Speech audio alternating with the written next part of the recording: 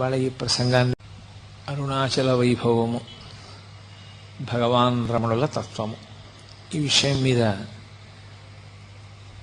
ఈనాటి నుండి ప్రసంగాలు చెయ్యాలి అని పెద్దల సంకల్పం. దానికి ఈశ్వరుని యొక్క అనుగ్రహం కలిగి ఇవాళ ఈ ప్రసంగాన్ని ప్రారంభించడం జరుగుతోంది. శంకర భగవత్పాదులు దక్షిణామూర్తి స్తోత్రాన్ని పూర్తి చేస్తూ ఒక మాట అంటారు. పూరంభంశనలో నిలోంబర మహార్నాథో హిమాంసు పుమాన్ ఇత్యాభాతి చరాచరాత్మకమిదం యస్యైవ మూర్త్యష్టకం నాణ్యకించన విద్యతే విమృశతాం యస్మాత్ పరస్మాత్ విభో తస్మై శ్రీ గురుమూర్తయే నమయిదం శ్రీదక్షిణామూర్తయే అంటారు. అంటే అంతటా నిండి నిబిడీకృతమైనటువంటి శివచైతన్యము కంటికి కనపడేటట్టుగా అష్టమూర్తి తత్వంగా ప్రకాశిస్తూ ఉంటుంది. 8 రూపాలతో పరమశివుడు ప్రకాశిస్తూ ఉంటాడు. ఆ 8 రూపాలతో శివుణ్ణి మనం చూడగలం. ఆ 8 తప్ప 9వది నిజానికి ప్రపంచంలో లేదు. ఇంకా ఆ 8 శివుడై ఉంటాడు. అందుకే ఆయన యొక్క తత్వమంతా 8 అంకె మీదే నడుస్తూ ఉంటుంది. అష్టమూర్తి తత్వము అని శివ పూజ యందు కూడా శర్వ, భవ, ఉగ్ర, రుద్ర, భీమ, పశుపతి, మహాదేవ, ఈశానములనేటటువంటి పేర్లతో పూజ చేస్తే ఆయన పూజ పూర్తయిపోయినట్టే. అటువంటి 8 రూపములుగా ఆ పరమశివుడు మన మాంసనేత్రమునకు కనపడేటట్టుగా ఉంటాడు అని. అందులో మొట్టమొదటిది ఈ పృథివీ, ఈ భూమి అంతా కలిపి శివస్వరూపం. అది మాంసనేత్రమునకు దొరుకుతుంది, కనపడుతుంది పృథివీ. అలాగే పంచభూతములలో ఆపస్, తేజో, వాయు, ఆకాశములు, ఈ 5 కాక సూర్యచంద్రులు, జీవుడు, ఈ 8 కలిపి శివస్వరూపాలు. అందుకే ఇవి శివస్వరూపములు అని నిర్ధారణ చేయడం కోసమే ఈ 8 లింగస్వరూపములై ఉంటాయి. కంచిలో పృథివీలింగం, జంబుకేశ్వరంలో జలలింగం, అరుణాచలంలో అగ్నిలింగం, చిదంబరంలో ఆకాశలింగం, శ్రీకాళహస్తిలో వాయులింగం, కోణార్కలో సూర్యలింగం, సీతాకుండంలో చంద్రలింగం, ఖాట్మండులో యజమానలింగం. యజమానలింగం అంటే నేను అనుకునేటటువంటి యజమాని యొక్క స్వరూపం. ఈ 8 కూడా శివస్వరూపములే. అందుకే ఈ 8 పేర్లతో 8 శివలింగములు ఆవిర్భవించాయి. ఇందులో పంచభూతలింగములు అని పృథివీ, ఆపస్తేజో, వాయు, ఆకాశములు, ఈ 5 బ్రహ్మాండము తయారు చేయబడడానికి ప్రధానమైన ఉపకరణములై అవే పిండాండమునందు కూడా ఉంటాయి. బ్రహ్మాండ పిండాండములు ఉండేటటువంటివి ఈ 5 పృథివీ, ఆపస్తేజో, వాయు, ఆకాశములే. ఇందులో మళ్ళీ నేను మీతో మనవి చేసినట్టుగా కంచిలోది పృథివీలింగం తెలుస్తుంది. ఎందుకనంటే మీరు కాంచీపురం వెళ్ళి చూస్తే ఏకాంబరీశ్వరుడని పేరు కలిగినటువంటి పృథ్వీలింగానికి నీళ్లతో అభిషేకం లేదు. ఎందుకంటే నీటితో అభిషేకం చేస్తే కరిగిపోతుంది ఆ లింగం. అందుకని నీటితో అభిషేకం చెయ్యరు, ఒక్క మల్లె నూనెతో మాత్రమే దానికి అభిషేకం. కాబట్టి కంచిలో పృథివీలింగం తెలుస్తుంది. జంబుకేశ్వరంలో జలలింగం తెలుస్తుంది. శ్రీరంగం వెళ్ళిన వాళ్ళు ఆ పక్కనే తిరువాణక్కోయిల్ అంటారు వాళ్ళు.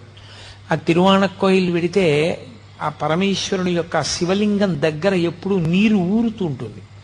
అది ఎవరి మీద ప్రోక్షించరు, ఆ నీళ్లు తీసి పోసేస్తూ ఉంటారు పక్కన. అలా నీరు ఊరుతూ ఉంటుంది కాబట్టి ఆయన జలలింగం, ఆయన నీటి స్వరూపముతో ఉంటాడు అని. శ్రీకాళహస్తిలో వాయులింగం, వాయువుని చూడడం ఎలా? వాయువుని చూడడం కుదరదు. కానీ వాయువు శివుడై ఉన్నాడని గుర్తు ఏమిటంటే శ్రీకాళహస్తిలో శివలింగానికి ఎదురుగుండా ఒక దీపం ఒకటి ఉంటుంది. ఆ దీపం ఎప్పుడు ఇలా కదులుతూ ఉంటుంది. ఒకప్పుడు విదేశీయులు పరీక్ష చేశారు. తలుపులన్నీ వేసేసి దీపాలు ఆరిపోతాయి కదా, ఏదో ఆక్సిజన్ లేకపోతే అని తలుపులన్నీ వేసేసి ప్రయత్నం చేశారు. అన్ని దీపాలు నిధనమైపోయాయి. ఆ ఒక్క దీపం మాత్రం గాలి లేకపోయినా కదులుతూ నిలబడింది. ఆ కదిలేటటువంటిది గాలికి కదులుతూ ఉంటుంది. ఆ గాలి కదులుతూ దీపం వెలగడమే వాయులింగం.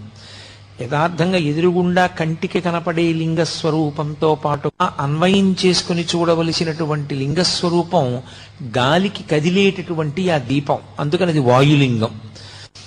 ఇక కంచిలో పృథివీలింగం, జంబుకేశ్వరంలో జలలింగం, అరుణాచలంలో అగ్నిలింగం, చిదంబరంలో ఆకాశలింగం, శ్రీకాళహస్తిలో వాయులింగం. చిదంబరంలో ఆకాశలింగం. చిదంబరంలో ఆకాశలింగం తలుపు తీసి చూపిస్తారు, మారేడు కాల దండలు వేసి ఉంటాయి. ఆ వెనక శివలింగం ఏమి ఉండదు, గోడ ఉంటుంది. ఏమిటంటే అక్కడ ఏం శివలింగం లేదు కదా అంటే అదే చిదంబర రహస్యం అండి అంటారు.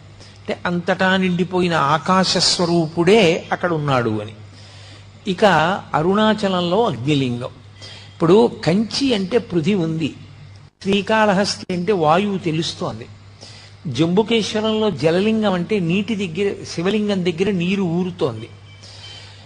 సరే, చిదంబరంలో ఆకాశలింగం అంటే అంతటా నిండినటువంటి ఆకాశమే అక్కడ ఉన్నది తెలుస్తోంది. కానీ అరుణాచలంలో అగ్నిలింగం అంటే అక్కడ అగ్ని ఏది?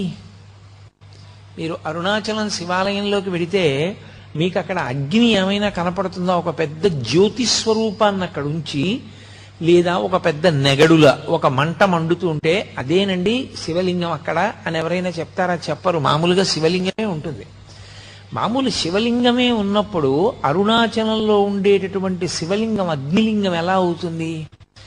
అరుణాచలమునందు అగ్నిలింగం ఉన్నది అని ఎందుచేత చెప్పబడింది అంటే, మీరు బయట ఎంత చల్లగా ఉండనివ్వండి, అరుణాచలం దేవాలయంలోకి వెళ్ళి కూర్చుంటే ఒళ్ళు చెమటలు పోస్తుంది, అంత వేడిగా ఉంటుంది.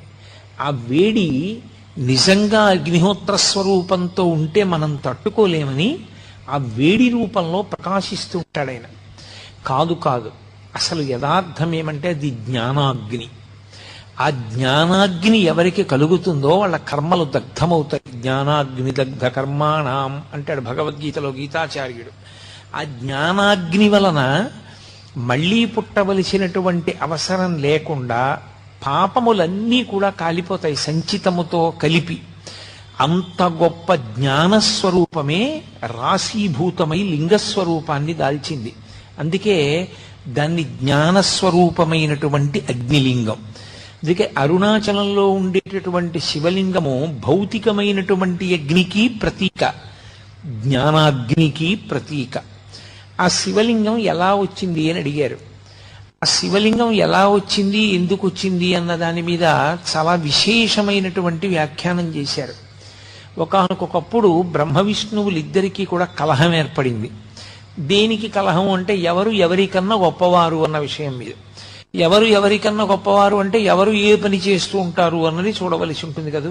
సృష్టికర్త బ్రహ్మగారు, స్థితికర్త శ్రీ మహావిష్ణువు. ఈ సమస్త భూతములను నేను సృజిస్తే కాదు వాటిని నిలబెట్టడం అన్నది, వాటిని పోషించడం అన్నది. అసలు నేను సృజించకపోతే ఇంకా నిలబెట్టడం అన్న మాట ఎక్కడ వస్తుంది? నువ్వు సృజిస్తే నిలబెట్టకపోతే ఆ సృష్టికి అందం ఎక్కడ ఉంటుంది? కాబట్టి వాళ్ళిద్దరి మధ్య వాదోపవాదాలు పెరిగాయి. అయితే ఇక్కడ ఒక అనుమానం వస్తుంది. 4 వేదములను 4 ముఖములతో చెప్పగలిగిన వాడు సరస్వతీదేవి యొక్క భర్త, ఇంతటి సృష్టికర్త, లోకానికి పితామహుడు, మహానుభావుడైనటువంటి బ్రహ్మగారికి ఇలాంటి అజ్ఞానం పట్టుకుని లోకాలన్నింటినీ దక్షతతో నిర్వహించగలిగినటువంటి వాడు, స్థితికారుడు, ఎందరో రాక్షసులను దునుమాడినవాడు, దశావతారములను స్వీకరించగలిగిన వాడు, అటువంటి శ్రీ మహావిష్ణువు ఇటువంటి అజ్ఞానానికి వశుడై వాళ్ళు కూడా అహంకారంతో అలా కలహించుకుంటే ఇంకా వారు ఒక్కొక్కసారి అలా బుద్ధి పతనమవుతుంది అని అనవలసి వస్తే అంతటి పూజనీయమైన స్థానములను ఎలా అలంకరిస్తారనేటటువంటి ప్రశ్న ఒకటి ఉత్పన్నమవుతుంది. కానీ మీరు ఒక్క విషయాన్ని బాగా గమనించవలసి ఉంటుంది. మాయా అని ఒక మాట ఉంటుంది. ఆ మాయకి అందరూ వశులవుతారు. శివమాయా మోహితులైన నాడు బ్రహ్మగారు విష్ణువు కూడా శివమాయకు వశులైతే వారి యొక్క బుద్ధి ఎందు కూడా ఒక మేఘం కమ్మినట్టుగా కమ్ముతుంది. అంతేకాని అది శాశ్వతమైనటువంటి వైక్లభ్యము కాదు. ఆ శివమాయా మోహితులయ్యారు వాళ్ళు. ఆ శివమాయా మోహితులయ్యారన్న మాటని శివమహాపురాణంలో వ్యాసుడు ఇన్ని మార్లో ప్రయోగిస్తాడు. కాబట్టి వారి మధ్య అహంకార భేదం వచ్చింది, కలహం ఉత్పన్నమైంది, ఇద్దరూ దెబ్బలాడుకుంటున్నారు. ఇప్పుడు అసలు వాళ్ళు ఏ మాయ చేత అలా అయిపోయారో ఆ మాయాస్వరూపము వాళ్ళకి ద్యోతకము కావాలని పరమశివుడు ఒక పెద్ద జ్యోతి స్తంభంగా వెలిశాడు వాళ్ళ మధ్యలో. అది కంటితో చూస్తే పై వరకు వెలుగుతోంది, కిందకి చూస్తే భూమి లోపల ఎక్కడుందో తెలియదు. ఒక పెద్ద స్తంభం. ఆ స్తంభం ఏమిటి? ఏదో లోహంతో చేసిన స్తంభం కాదు, అది జ్యోతి స్వరూపం. అందుకే జ్యోతిర్లింగము అన్న మాట వచ్చింది. జ్యోతిర్లింగము అన్న మాటకు అర్థం అక్కడ ఏదో జ్యోతి ఉంటుంది, లేకపోతే దీపం వెలుగుతూ ఉంటుంది అని కాదు దాని అర్థం. జ్యోతిర్లింగము అన్న మాట ఎక్కడ వాడినా మీరేం గుర్తుపెట్టుకోవాలంటే అది జన్మ జన్మాంతరముల నుండి మనని వెంటాడుతున్నటువంటి అజ్ఞానాన్ని, ఇంకా కొన్ని కోట్ల జన్మలెత్తడానికి అవసరమైనంత పాపాన్ని, ఆ పాపము వలన ఏర్పడిన కర్మ బంధములను, దాని వలన కలిగినటువంటి అజ్ఞానాన్ని, మనలోని పశుత్వాన్ని కాల్చివేసి జ్ఞానమిచ్చి మళ్లీ పుట్టవలసినటువంటి అవసరాన్ని తీసివేయగలిగినటువంటి రాశీభూతమైన శక్తి ఎక్కడున్నదో దానికి జ్యోతిర్లింగమని పేరు. ఎందుచేత? జ్యోతి అంటే దీపం. దీపం ఎక్కడుందో అక్కడ చీకటి ఉండదు. చీకటి లేకపోతే ఉన్న వస్తువు ఉన్నట్లుగా కనపడుతుంది. ఆ సత్య వస్తువు మనకి ప్రకాశించాలి, తెలియాలంటే దీపం ఒక్కటే సాధనం. ఆ దీపం లేని నాడు ఉన్న వస్తువు ఉన్నట్టు తెలియదు. ఉన్న వస్తువు ఉన్నట్టు తెలియకపోతే వచ్చే పెద్ద ప్రమాదం ఏమి అంటే వెంటనే భయం పట్టుకుంటుంది. అది ఏ వస్తువో తెలియదు కాబట్టి భయం. ఎక్కడికన్నా వెళ్ళాలంటే భయం. అందరికీ చీకటిగా ఉంటే భయం. చీకటి అంటే భయం అండి అంటారు. కారణం ఏంటంటే చీకట్లో ఉన్న వస్తువు తెలియదు. చీకటి పోవాలంటే ఒక దీపం వెలిగితే చాలు, భయం పోతుంది. మృత్యువు పట్ల అందరికీ భయం ఎందుకుంటుంది అంటే ఈ శరీరం పడిపోతుంది అని. కానీ ఈ శరీరం పడిపోవడం అనేటటువంటిది జరిగి తీరుతుంది. కానీ ఎప్పుడూ పడకుండా ఉండేటటువంటిది ఆత్మ. ఆ ఆత్మ ఎరుకలోకి వచ్చి శరీరము అసత్యం అనేటటువంటి భావమునందు త్రికరణ శుద్ధిగా నిలబడగలిగినటువంటి శక్తిని ఇవ్వగలిగినటువంటి దీపస్వరూపానికి జ్యోతిర్లింగమని పేరు. ఇప్పుడు దానినే మహాశివరాత్రి అంటారు. ఆ పెద్ద జ్యోతి స్తంభం ఒకటి వెలిగింది. ఆ బ్రహ్మగారు శ్రీ మహావిష్ణువు మధ్యలో. అది ఎంత ఉంది అని అడిగారు. దాన్ని వర్ణన చేసింది యజుర్వేదం. రుద్రాధ్యాయానికి ప్రార్థనా శ్లోకం చెప్తూ ఆ పాతాళ నభస్థలాంత భువన బ్రహ్మాండం ఆ విస్ఫురత్ జ్యోతిస్ఫాటికలింగమౌళి విలసత్పూర్ణిందు వాంతామృతై అంది. అది పాతాళలోకం కన్నా కింద ఎక్కడుంటుంది, ఏముంటుంది అని అడిగితే అక్కడ వరకు వెళ్ళింది. అంటే ఎక్కడ వరకు ఉంటుంది అంటే పాతాళలోకం వరకు చెప్తారు. ఇంకా కింది వరకు వెళ్ళిపోయింది. పైన బ్రహ్మాండమా విస్ఫురత్, ఈ బ్రహ్మాండములు ఎంతవరకు ఉన్నాయో వాటన్నిటినీ దాటిపోయింది. అందుకే మనకి ఇప్పటికీ కొన్ని ప్రధానమైనటువంటి దేవాలయాల్లో మీరు చూస్తే ఆవిర్భావలింగము అని ఉంటుంది. ఆ లింగం దేవాలయంలో ఉండదు, దేవాలయం వెనక గోడ మీద ఉంటుంది. శ్రీకాళహస్తి క్షేత్రంలో దేవాలయం వెనక గోడ మీద కనపడుతుంది. శివలింగం ఉండి శివలింగం మధ్యలో ఏదో చిన్న అవరోధం తొలగినట్టుగా ఉండి దాని మధ్యలో శివుడు సాకారంగా ఉంటాడు. పై భాగం సరిగా కనపడదు, కింద భాగం సరిగా కనపడదు. కింద ఒక పంది ఉంటుంది కిందకి తవ్వుతూ వెడుతున్నట్టు, పైన ఒక హంస ఉంటుంది ఎగురుతున్నట్టు. అదే ఆవిర్భావలింగం. ఆవిర్భావలింగం అంటే ఆ జ్యోతి స్తంభం ఏర్పడినప్పుడు శ్రీ మహావిష్ణువు దీని యొక్క ఆది నేను కనుక్కుంటానని ఆయన వరాహస్వరూపాన్ని పొంది భూమిని తవ్వుకుంటూ కిందకి వెళ్ళారు. చతుర్ముఖ బ్రహ్మగారు హంసవాహనాన్ని అధిరోహించి ఊర్ధ్వముఖ చలనం చేశాడు. అలా కొన్ని వేల దివ్య సంవత్సరములు ప్రయాణం చేశారు ఇద్దరు. ప్రయాణం చేసి వెళ్ళి వెళ్ళి వెళ్ళి వెళ్ళి ఎంత లోపలికి వెడుతున్నా జ్యోతిస్తంభం వెడుతూనే ఉంది. పైకి బ్రహ్మగారు ఎంత దూరం వెడుతున్నా జ్యోతిస్తంభం వెడుతూనే ఉంది. ఇక బ్రహ్మగారికి చాలా అలసట కలిగింది. ఇక నేను వెతకలేను, నా వల్ల కాదనుకున్నాడు. శ్రీ మహావిష్ణువు రజోగుణ ప్రధానుడు కాడాయన. అందుకే బ్రహ్మగారిని ఎరుపు రంగుతో సంకేతిస్తారు. ఆయన రజోగుణ ప్రధానుడు. సృష్టి ఎక్కడ ఉన్నా రజోగుణ సంబంధం. అందుకే ఆయన ఎరుపు రంగులో చూపిస్తారు ఎప్పుడు. కాబట్టి రజోగుణానికి ఉండేటటువంటి లక్షణం ఏమిటంటే పక్కనే దానికి అహంకారం కూడా ఉంటుంది. అందుకని తొందరగా బ్రహ్మగారికి అహంకారం కలిగింది. కలిగి అది ఎంత దూరం వెళ్ళిపోయిందంటే పైనుంచి పడిపోతోంది ఒక మొగలి పువ్వు. దాన్ని పట్టుకున్నాడు ఆయన. నువ్వు ఎక్కడి నుంచి పడుతున్నావు అని అడిగాడు. నేను శివుని యొక్క తల మించి కింద పడుతున్నాను, లింగం పైనుంచి అంది. ఇంకెంత దూరం ఉంది అని అడిగాడు. ఎంత దూరం ఉందో నాకు తెలియదు, కానీ నేను ఇలా పడడం మొదలుపెట్టి కొన్ని వేల దివ్య సంవత్సరములు అయిపోయింది అని. అంటే ఎంత పై వరకు ఉన్నదో ఈ శివలింగానికి ఆద్యంతములేమిటి నేను కనుక్కోలేనని ఆయన అన్నాడు. నేనే నిన్ను పూజ చేశానని తీసుకొచ్చానని సాక్ష్యం చెప్పాలి అన్నాడు. స్థానం చతుర్ముఖ బ్రహ్మగారి స్థానం, పితామహుడు, ఆయన్ని కాదనలేక మొగలి పువ్వు అంగీకరించి సురభి కనపడింది అక్కడ, కామధేనువు. ఆ ఆవుని అడిగాడు సురభిని, నువ్వు సాక్ష్యం చెప్పాలి నేను శివలింగం యొక్క పైభాగాన్ని చూశాను అని. అలాగే చెప్తాను అది. అవి రెండు వెళ్ళిపోయి బ్రహ్మగారి కిందకు వచ్చేశారు. విష్ణువు పైకొచ్చారు. విష్ణువు ముందు పైకొచ్చి అన్నారు, ఆయన స్థితికారుడు, ఆయన యందు ఎక్కువసేపు మాయ ఆవహించి ఉండే అవకాశం ఉండదు. ఆయన అన్నాడు, నేను చూడలేదు, శివలింగం యొక్క ఆది నాకు కనపడలేదు. ఎంత లోపలికి తవ్వుకుంటూ వెళ్ళినా శివలింగం యొక్క మొదలు ఇంకా కిందకి వెడుతూనే ఉంది. కాబట్టి దాని ఆది నాకు తెలియలేదు, అది ఆద్యంతములు లేని స్వరూపం అన్నాడు. పరబ్రహ్మమునకు ఆద్యంతములు ఎక్కడుంటాయి? ఉండవు. కాబట్టి విష్ణువు ఆ విషయం చెప్పారు. బ్రహ్మగారు అన్నాడు, నేను చూశాను. ఆ పైన ఆది ప్రారంభం ఎక్కడుందో, పైన ఆరంభం అంటే అంతం, దాన్ని నేను చూసి వచ్చానన్నాడు. ఎలా చూశామని ఎలా నమ్మడం అన్నారు. వెంటనే కేతకీ పుష్పాన్ని పిలిచి సురభిని పిలిచి నేను చూశానా లేదా అన్నాడు. ఆయన మీద భయంతో వాళ్ళిద్దరూ అంగీకరించారు. గోవు పృష్ఠభాగంతో అసత్యం, చూడలేదని తోకోపింది, ముఖంతో చూశారని తలోపింది. అందుకే ముఖానికి పూజ లేదు ఆవుకి, పృష్ఠభాగానికే పూజ. కాబట్టి అప్పుడు ఆ సురభి ఈ కేతకీ పుష్పం రెండు సాక్ష్యం చెప్పే, కూట సాక్ష్యం అంటే అబద్ధపు సాక్ష్యం చెప్పావు. కాబట్టి మొగలి పువ్వు స్త్రీలు అలంకరించుకోవడానికే తప్ప పరమేశ్వరారాధనమునందు ఉపయోగము ఉండదు. అలాగే ఆవు ముఖంతో అబద్ధం చెప్పి పృష్ఠభాగంతో నిజం చెప్పింది కనుక పృష్ఠభాగము లక్ష్మీ స్థానమై ముఖస్థానము చేత దానికి పూజ లేదు.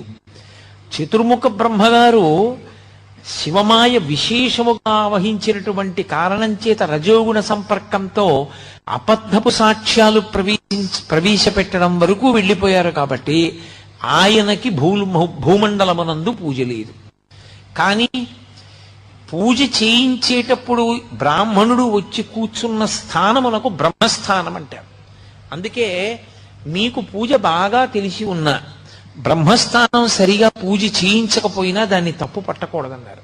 ఎందుకనంటే అది బ్రహ్మస్థానం. ఆ వ్యక్తి అక్కడ కూర్చుని పూజ చేయిస్తే ఆ పూజ పరిపూర్ణమైపోతుంది నీ భక్తి చేత. నువ్వు భక్తిగా చేస్తే ఆ పూజ పూర్తవుతుంది. చేయించని దోషం ఏమైనా ఉంటే ఆయనకి ఎడుతుంది. నువ్వు బ్రహ్మగారిని చూడాలి. అందుకే ఉత్సవాలు బ్రహ్మగారి పేరు మీద నడుస్తాయి. బ్రహ్మోత్సవము అంటారు. బ్రహ్మగారే వచ్చి ఉత్సవం చేస్తారు.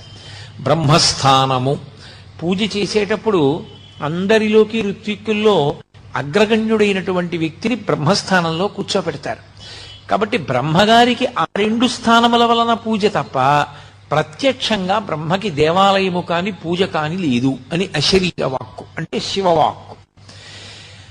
ఆనాడు అలా వెలిసినటువంటి ఆ అగ్నిస్తంభాన్ని చతుర్ముఖ బ్రహ్మగారు స్తోత్రం చేశారు.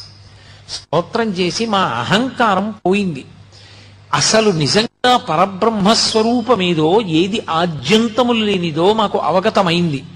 కాబట్టి ఇక్కడ ఇదే స్వరూపంతో వెలిసినటువంటి నువ్వు అందరి యొక్క అజ్ఞాన దాహకత్వానికి వీలుగా లోకమునకు అజ్ఞానము పోగొట్టేటటువంటి స్వరూపంతో ఇక్కడ అగ్నిలింగమన్న పేరుతో అరుణాచలంలో వెలియవలసిందని ప్రార్థన చేశారు.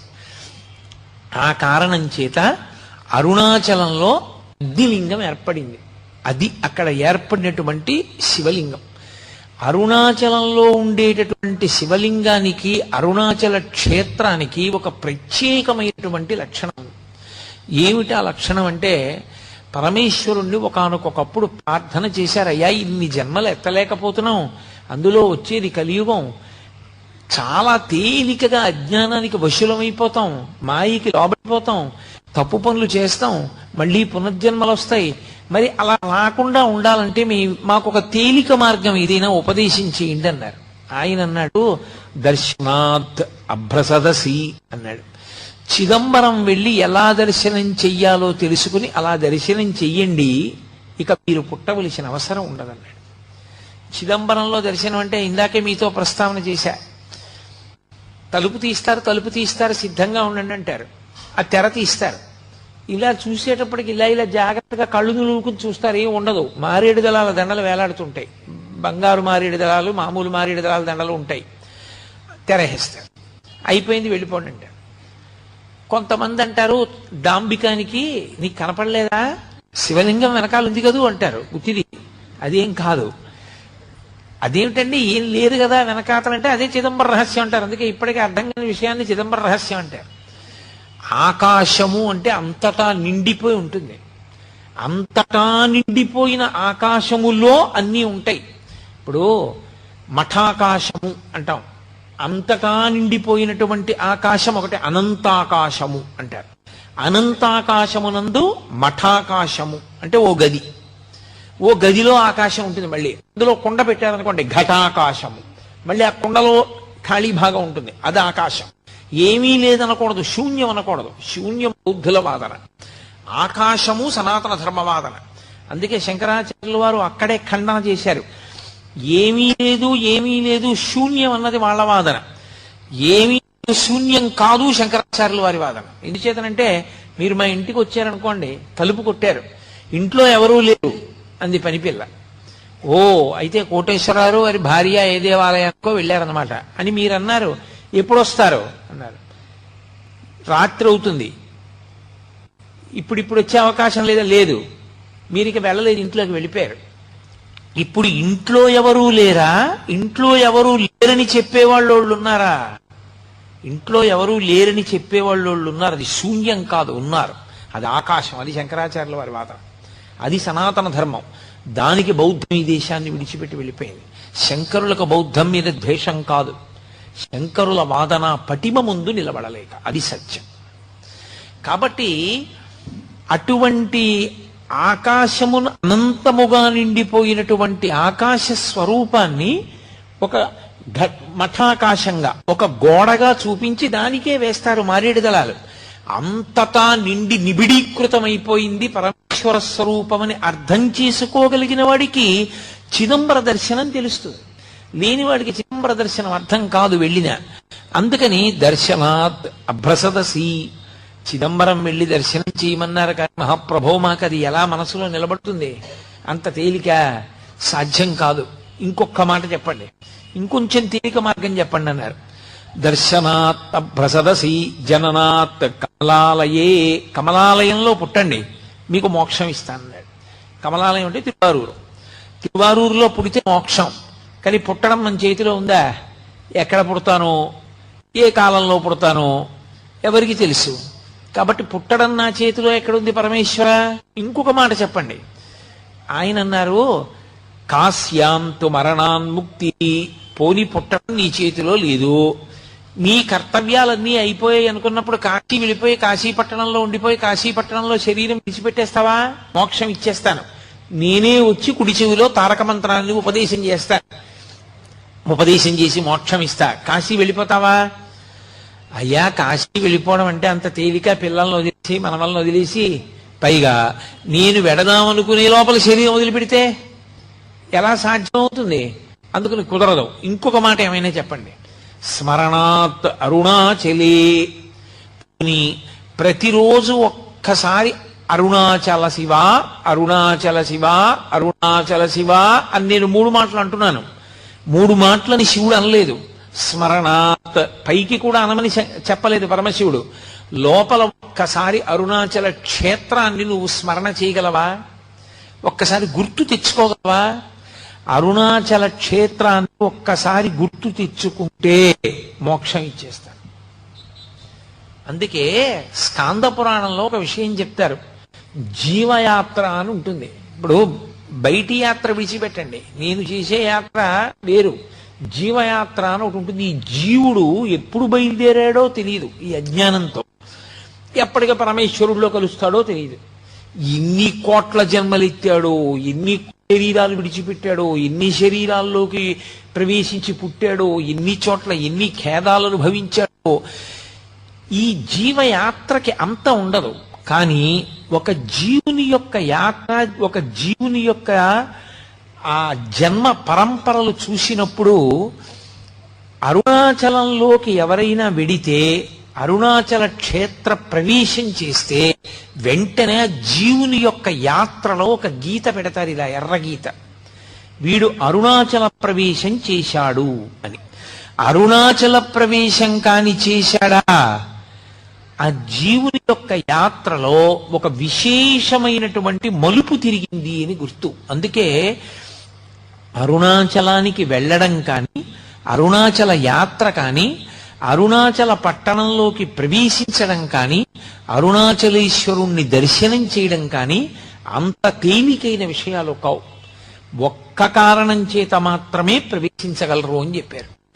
ఏవా కారణములు అంటే, మీకు ఏమీ తెలియదు, మీకు ఏమీ చేత కాదు అన్న భావనతోటి, వినయంతో బయలుదేరితే అరుణాచల ప్రవేశం సాధించగలడు. అరుణాచలంలోకి వెళ్ళడానికి ఒకటే, పరమేశ్వరా నాకేం తెలియదు, నాకున్నవన్నీ పాపాలే, నిన్ను నమ్ముకుని వస్తున్నాను, నువ్వే నన్ను అరుణాచల ప్రవేశం చేయించు అని అడిగినటువంటి వారికి అరుణాచల ప్రవేశం చేయిస్తారు తప్ప, అహంకృతితో కొంచెం డాంబికంగా బయలుదేరితే అరుణాచలంలోకి వెళ్లరు అని. జ్ఞాన సంబంధనాయనారంతటి మహానుభావుడు వెళ్ళలేకపోయాడు, దొంగలు కొట్టేశారు. అప్పుడు ఆయన బాధపడితే ఉన్నవన్నీ ఎత్తుకుపోయిన తర్వాత ఈశ్వరుడి మీద పత్తికాలు పాడి పరమ నిరాడంబరంగా వినయంతో ప్రవేశిస్తే అరుణాచల పట్టణంలోకి ప్రవేశించగలిగాడు. అరుణాచలం అంత గొప్ప క్షేత్రం. అసౌ యస్తామ్రౌ అర్ణవుత బుభ్రస్సుమంగళ ఏ చేమాగం వృద్ధా అభితో దిక్షుస్సితా సహస్రసో వైశాగం హేడయీమహే అంటుంది రుద్రాధ్యాయం. ఎర్రటి కాంతులు కలిగినటువంటి పరమశివుడు సర్వమంగళ స్వరూపంతో ఉంటాడాయన. ఉండి అన్ని ప్రాణులకు కూడా విశేషమైనటువంటి ఉపకారం చేస్తూ ఉంటాడు. అంత గొప్పగా పరమశివుడు వెలిసినటువంటి క్షేత్రం అరుణాచలం. మనం ఎక్కడికైనా శైవ క్షేత్రానికి వెడితే ఆ శివాలయంలో ఉండేటటువంటి శివలింగం ఏదుంటుందో దాన్ని మాత్రమే ప్రధానమైన శివస్వరూపంగా భావన చేస్తాం. ఉదాహరణకి మీరు కంచి వెళ్ళారనుకోండి, ఏకాంబరీశ్వరలింగము అని, ఆ కాంచీపురంలో ఉండేటటువంటి పృథివీలింగమే గొప్పది. ఆ పృథివీలింగ దర్శనం ప్రధానంగా చేస్తాం. మిగిలినవన్నీ కూడా పరివార దేవతలు, ఇతరమైనటువంటి లింగాలు ఉంటాయి శివాలయంలో.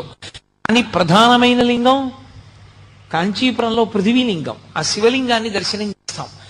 అరుణాచల క్షేత్రం దగ్గరికి వచ్చేటప్పటికి మాత్రం ఒక్కడే శివుడు అరుణాచలంలో ఉన్నటువంటి శివలింగ స్వరూపమే కాదు, అరుణాచలంలో 3 రూపాలతో ఉంటాడు పరమేశ్వరుడు.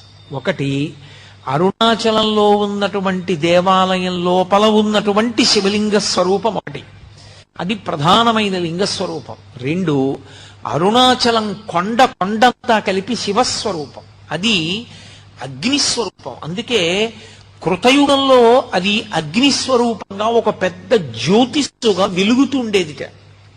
అదే త్రేతాయుగం దగ్గరికి వచ్చేటప్పటికీ మణులతో కూడినటువంటి శివలింగమైంది. అదే ద్వాపర యుగంలోకి వచ్చేటప్పటికి పెద్ద స్వర్ణలింగమైంది. కలియుగంలోకి వచ్చేటప్పటికి మరకత లింగమైంది. అందుకే ఇప్పటికీ ప్రపంచంలో ప్రఖ్యాతి వహించినటువంటి భూతత్వ శాస్త్రవేత్తలు అరుణాచల పర్వతంలో ఉండేటటువంటి శిలలను పరిశీలించి హిమాలయ పర్వతాల కన్నా కూడా ప్రాచీనమైనటువంటి శిలలు ఇక్కడే ఉన్నాయి, అసలు ఈ భూమండలము ఏర్పడేటప్పుడు అగ్నితప్తమైనటువంటి శిలలతో చల్లారిన కొండ ఈ కొండయే అని నిర్ధారణ చేయబడినటువంటి క్షేత్రం. ఇప్పటికీ అరుణాచలంలో దేవాలయానికి పునర్నిర్మాణం చేస్తున్నప్పుడు కుంభాభిషేక సమయంలో అక్కడ ఒక సొరంగ మార్గం కనపడింది. భగవాన్ రమణులు చెప్తూ ఉండేవారు, ఆ సొరంగం అరుణాచలం కొండ మధ్య భాగంలోకి వెడుతుంది. పైకి కొండ కనపడుతుంది, ఈ మాంసనేత్రానికి ఒక కొండలా కనపడుతుంది, కానీ యథార్థమునకు అది ఒక జ్యోతి స్వరూపం, అదొక పెద్ద జ్యోతి. పట్టాభిరామన్ అని చెప్పి భారతదేశానికి ఆర్థిక శాఖ మంత్రి చేశారు. ఆయన తిరువణ్ణామలై వెడితే ఆయనకి అక్కడ ఉన్నటువంటి కొండలో పెద్ద జ్యోతి కనపడింది. ఇప్పటికీ అరుణాచల క్షేత్రంలో ఎందరో మహాపురుషులు దర్శనం చేశారు, ఎందరికో దర్శనాలు అయ్యాయి, ఎన్నో చోట్ల గ్రంథస్థమయ్యాయి ఆ విషయాలు. సప్తర్షులు కూడా జ్యోతుల యొక్క స్వరూపాలతో వచ్చి అరుణాచల పర్వతంలోకి వెళ్లి పరమేశ్వరుణ్ణి సేవించి మళ్ళీ ఆకాశంలోకి జ్యోతుల రూపంలో వెళ్లి సప్తర్షి మండల ప్రవేశం చేస్తుంటే దర్శనం చేసిన వాళ్ళు ఎందరో ఉన్నారు. సభాముఖంగా చెప్పడం నాకు ఇష్టం లేదు, కానీ నేను మీతో ఒక విషయం చెప్తే మీరు ఆశ్చర్యపోతారు. నేను అరుణాచలం వెళ్ళినటువంటి మొట్టమొదటిసారి గిరి ప్రదక్షిణం ఎలా చెయ్యాలో కూడా నాకు తెలియని రోజుల్లో నేను ఎలా గిరి ప్రదక్షిణం చేయాలి, నాకు ఈ క్షేత్రంలో ఇంతకాలం ఉండాలి అని ఏమీ తెలియక నేను మళ్ళీ తిరుగు ప్రయాణం ఏర్పాటు చేసుకొచ్చేసాను. ఎలా అని నేను అక్కడ నిలబడి ఉంటే ఒక వ్యక్తి వచ్చాడు. గిరి ప్రదక్షిణం చేస్తారా అని అడిగాడు. అవును అన్నాను. నేను తీసుకెడతాను రండి, నేను ఇక్కడే ఉంటాను, ఇప్పుడు చూస్తూ ఉంటానన్నాడు. చీకట్లో నడిచి పెడుతున్నా. నాకు ఎప్పుడూ అనుమానం ఒకటి ఉండేది. రాములు తల్లిగారికి మోక్షం ఇచ్చారు, ఏ కారణానికి అని అనుమానం ఉండేది. నడిచి వెడుతుంటే ఆయన నన్ను రాత్రి 11 గంటల వేళ అకస్మాత్తుగా చేయి పట్టుకుని అటువైపుకి తీసుకెళ్లాడు, పొదల దగ్గరికి. రమణుడికి స్వార్థం, వాళ్ళ అమ్మకే మోక్షం ఇచ్చాడు. అవునా అన్నాడు. నేను తెల్లబోయాను. ఇదేంటి ఇంత ఖచ్చితంగా నా మనసులో మాట అన్నారని. ఏమైతే అయింది అని నేను ధైర్యంగా అన్నాను. అవును, నాకు అనుమానం ఉంది. ఆయన అలా ఎందుకు ఇచ్చారు మోక్షం అన్నాను. నీకు తెలుస్తుందిలే అని ఆయన అని 4 అడుగులు వేశాం. మీరు నన్ను నమ్మండి, ఇంత పవిత్రమైన వేదిక మించి చెప్తున్నాను, అబద్ధాల అడుగు బతకవలసిన అవసరం నాకు లేదు. ఓవర్ బ్రిడ్జ్ మించి స్పీడ్గా ఒక వెహికల్ దిగితే ఎలా దిగుతుందో స్ఫురద్రూపి తెల్లటి బట్టలు కట్టుకుని ఒక వ్యక్తి కొండ మించి అంగేసుకుంటూ దిగొచ్చాడు. మీరు ఇక్కడే ఉండండి అని నన్ను తీసుకెళ్లిన వ్యక్తి దూరంగా వెళ్ళి ఆయనతో మాట్లాడాడు. నాకు ఒక్కటే కనపడింది, ఆయన చేతి గోళ్లు మాత్రం ఇలా వచ్చి ఇలా తిరిగి ఉన్నాయి. పెద్ద పెద్ద గోళ్లు ఇలా తిరిగిపోయాయి. ఆయన నేను అంత దూరంలో నిలబడి ఉండగా ఈ పక్క నుంచి ఆ డొంకల్లోంచి నడిచి వెళ్ళిపోయాడు. మెరిసిపోతున్నాయి పాదాలు. నేను ఈయనకి ముళ్ళు గుచ్చుకోవా అని చూశాను. అదేంటి అంత మెరిసిపోతున్నాయి పాదాలు అనుకునే లోపల ఆయన నడిచి వెళ్ళిపోయాడు. నన్ను తీసుకెళ్లిన ఆయన అడిగాను, ఆయన ఎవరని. ఆయన ఒక సిద్ధ పురుషుడు, అంతకన్నా మీకు ఆయన గురించి ఇప్పుడు అర్థం కాదు అన్నాడు. ఆయన ఇంక అడగలేదు. అరుణాచలం ఎందరో సిద్ధ పురుషులకి అలవాలం. దేవతలు కూడా ఎప్పుడు దానికి ప్రదక్షిణం చేస్తూ ఉంటారు. ఎందరో మహాత్ములు అరుణాచలంలో ఉండేటటువంటి గుహలలో నివాసం చేస్తూ ఉంటారు. అంత గొప్ప పర్వతం. ఆ పర్వతం అంతా శివస్వరూపం. ఆ కొండంతా శివుడే. అందుకే ఒక్క అరుణాచల క్షేత్రంలో మాత్రమే ఒక మినహాయింపు. 24 మైళ్ళ దూరం ఆ కొండ చుట్టూ 24 మైళ్ళ దూరం దాని యొక్క తేజస్సు పడుతుంది. ఆ తేజస్సు ఉన్న లోపల దీక్షా నియమాలు లేవు. ఏ దీక్ష అక్కడ అవసరం లేదు. భగవాన్ రమణులు గోచి పెట్టుకుని ఉండేవారు, ఒక నూలు గోచి. ఆయన గోచి పెట్టుకుని కూర్చున్న రోజుల్లో శృంగగిరి పీఠం నుంచి ఒక పండితుడు ఒక ఆయన వచ్చారు. అప్పటికి నృసింహభారతి స్వామి వారు పీఠాధిపత్యంలో ఉన్నారు. అయ్యా, మీరు అన్నీ విడిచిపెట్టేశారు, మీకు ఏవీ బంధనాలు లేవు, కానీ ఇలా తెల్లటి గోచి పెట్టుకుని ఉండడం కన్నా సన్యాస దీక్ష తీసుకుంటే బాగుంటుంది. సన్యాస దీక్ష కాదంటారా? అథవా మీరు ఒక కాషాయ గోచి పెట్టుకుంటే బాగుంటుంది అన్నారు. రమణులు ఏం మాట్లాడలేదు. ఆయన అప్పుడు విరూపాక్ష గుహలో ఉన్నారు కొండ మీద. నేను కిందకి వెళ్ళి స్నానం చేసి భోజనం చేసి 3 గంటలకు వస్తాను, ఏమైనా మనసు మార్చుకుంటే చెప్పండి అని కిందకి వెళ్ళారు. ఈలోగా ఒక వృద్ధుడు వచ్చి ఒక పెద్ద పుస్తకాల మూట ఒకటి అక్కడ దింపాడు. నేను ఇంకా స్నానం చేయలేదు, స్నానం చేసి వస్తాను, ఈ మూట చూడు అని రమణులకి చెప్పి వెళ్ళి రమణులు కిందకి దిగి ఆ మూటలో పైన ఉన్న పుస్తకాన్ని ఇలా తీశారు. దాని బట్టకి నొక్కుంది. ఎక్కడ నొక్కుందో అక్కడ తీసి చూస్తే సంస్కృతంలో ఉన్నటువంటి అరుణాచల మహాత్మ్యం పుస్తకం. ఆ పుస్తకంలో ఉంది, ఆ కొండకి 24 మైళ్ళ పరిధిలో ఏ దీక్షా నియమము లేదు. అందుకని సన్యాస దీక్ష అని ప్రత్యేకంగా తీసుకుని ఉండవలసిన అవసరం లేదు అరుణాచలంలో అని. ఆ వచ్చిన పండితుడికి అది చూపిస్తే తెల్లబోయి వెళ్ళిపోయారు. చిత్రం ఏమిటంటే ఆ వచ్చిన వాడు ఎవరో కాదు, భగవాన్ రమణుల్ని ఆదుకోవడానికి ఆ పుస్తకాలు పట్టుకు పరమశివుడు వచ్చి ఆ మూట అక్కడ పెట్టాడు. ఇక మళ్ళీ రాలేదు ఆయన. ఆ బ్రాహ్మణుడు వచ్చి ఆ పుస్తకాలు భగవాన్ రమణుల దగ్గర తీసుకోలేదు. అంతటి పరమ సత్యమైనటువంటి క్షేత్రం ఆ క్షేత్రము. అక్కడ కొండ, శివలింగము. అరుణాచలేశ్వర దేవాలయంలో ఉన్నటువంటి శివలింగము శివలింగము. అరుణాచల పర్వతం లోపలే ఉన్నటువంటి ఒక పెద్ద గుహ ఉన్నది అంటారు. ఇప్పటికీ అరుణాచల పర్వతం మధ్యలో ఉన్నది ఆ గుహ అంటారు. దానికే సొరంగ మార్గం ఉంది అని చెప్పేవారు రమణులు. అరుణాచల క్షేత్రంలో శివాలయాన్ని పునర్నిర్మాణం చేసినప్పుడు కుంభాభిషేక సమయంలో సొరంగం బయటపడింది. ఆ సొరంగం చిన్నగా అరుణాచల పర్వతం లోపల ఉన్న గుహ దగ్గరికి వెడుతుంది అంటారు. అక్కడ ఒక పెద్ద వటవృక్షం ఉంటుందని, ఆ మర్రి చెట్టు కింద దక్షిణామూర్తి స్వరూపంలో సిద్ధయోగ స్వరూపంతో పరమశివుడు ఇప్పటికీ కూర్చుని ఉంటాడని, సనక సనందనాది మహర్షులందరూ కూడా ఆయన్ని సేవిస్తూ ఉంటారని చెప్తారు.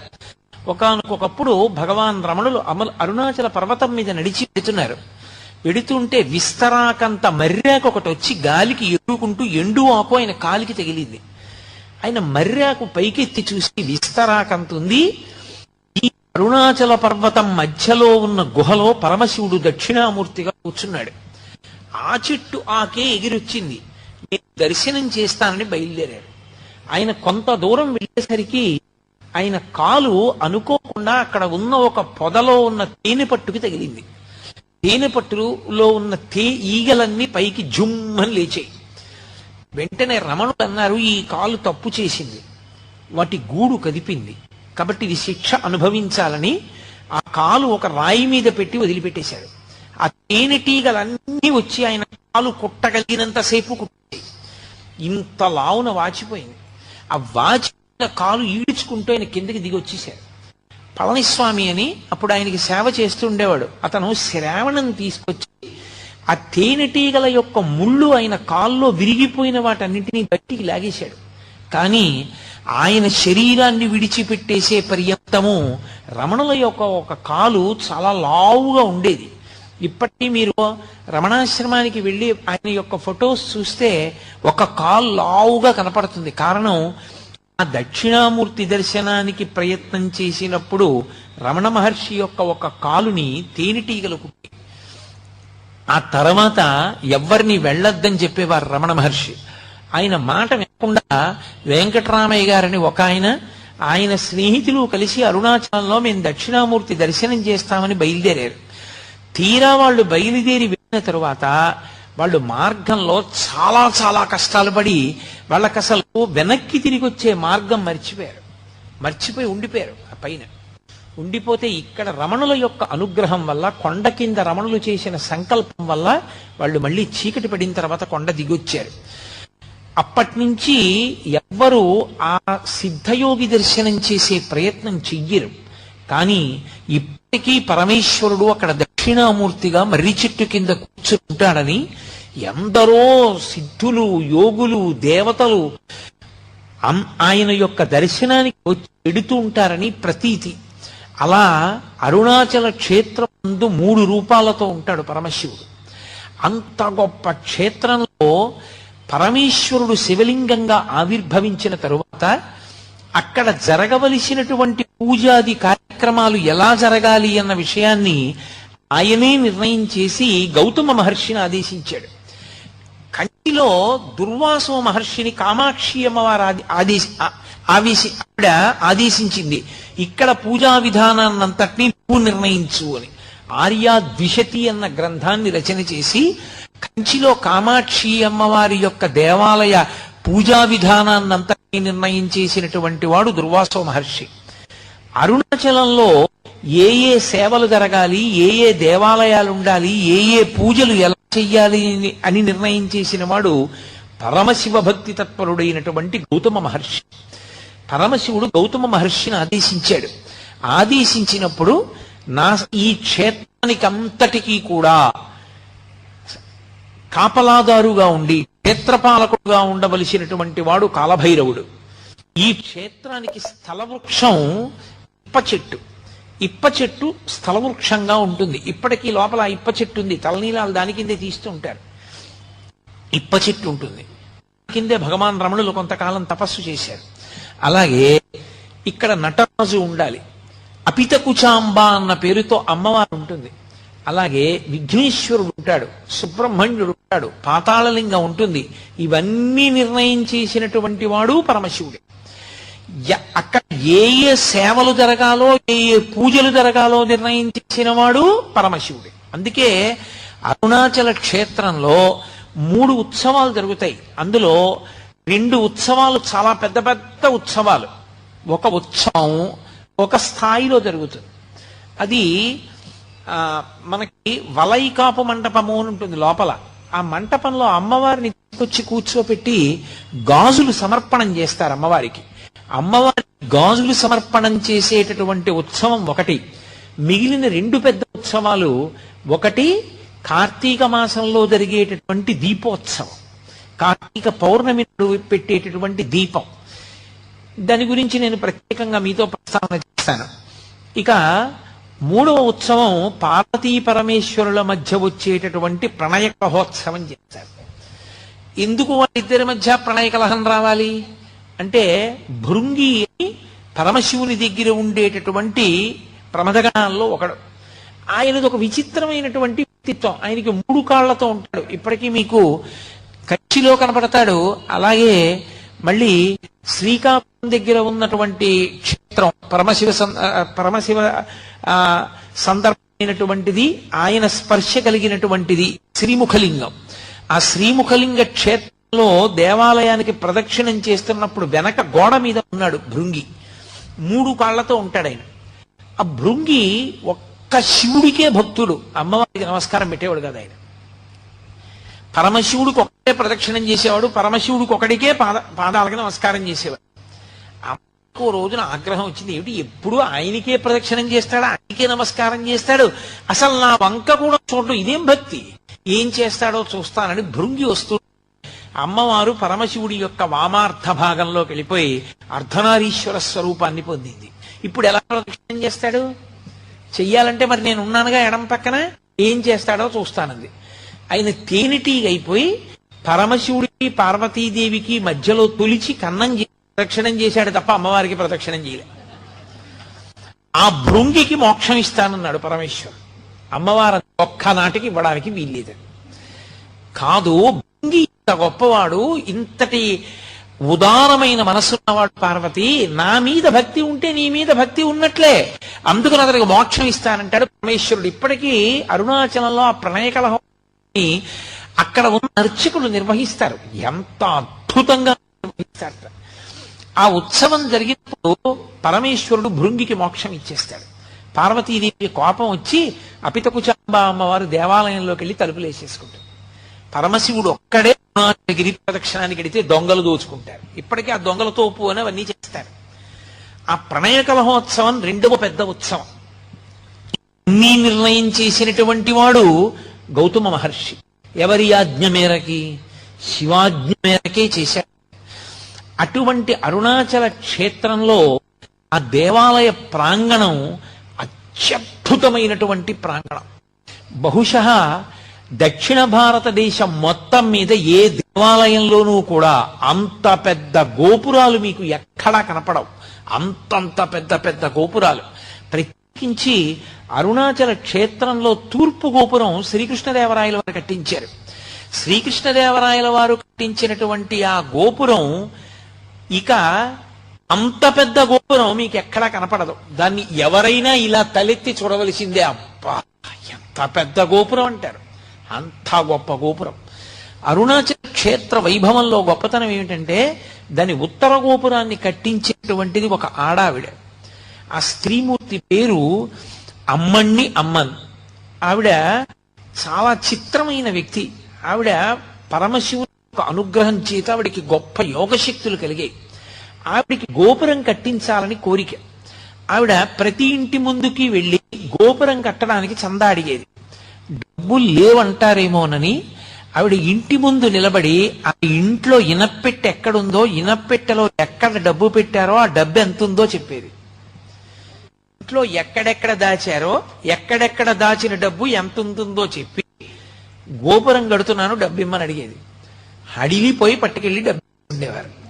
ఆవిడ తన యోగశక్తి చేత ఇళ్ల ముందు నిలబడి ఇంటి లోపల ఉన్న పెట్లలో డబ్బు ఎంతుందో చెప్పి వసూలు చేసిన డబ్బుతో ఉత్తర గోపురాన్ని కట్టింది. అలాగే అక్కడ ఒక గోపురాన్ని భళ్ళాల మహారాజు కట్టాడు. భళ్ళాల మహారాజు అపారమైనటువంటి శివభక్తుడు. ఆయనకి 2 భార్యలు. ఆయన విభూతి పుండ్రాలు పెట్టుకుని బొట్టు పెట్టుకుని ఏ శివభక్తుడైనా జంగమదేవరైనా సరే కోరినది ఇచ్చేస్తుండేవాడు. అటువంటి భళ్ళాల మహారాజు గారు రాజ్యం చేస్తున్న రోజుల్లో ఆయనకి సంతానం లేదు. సంతానం లేకపోయినా ఆయన పరమశివుని యందు అంత భక్తితో రాజ్యం చేస్తున్నాడు. పరమశివుడు ఆయన పరీక్షించాలి, అనుగ్రహించాలి అనుకున్నాడు. ఒక పెద్ద జంగమదేవర వేషం కట్టి తనతో పాటు కొంతమంది జంగమయ్యల్ని తీసుకుని ఒక చీకటి పడే వేళటికి భళ్ళాల మహారాజు ఇంటికి వచ్చాడు. ఆయన వెంటనే వాళ్ళందరినీ స్వాగతం పలికాడు, అర్ఘ్యపాద్యాదులు ఇచ్చాడు, వాళ్ళని సేవించాడు, కూర్చోపెట్టి వాళ్ళందరినీ కూడా చక్కగా మర్యాద చేసి విశ్రాంతి తీసుకోమన్నాడు.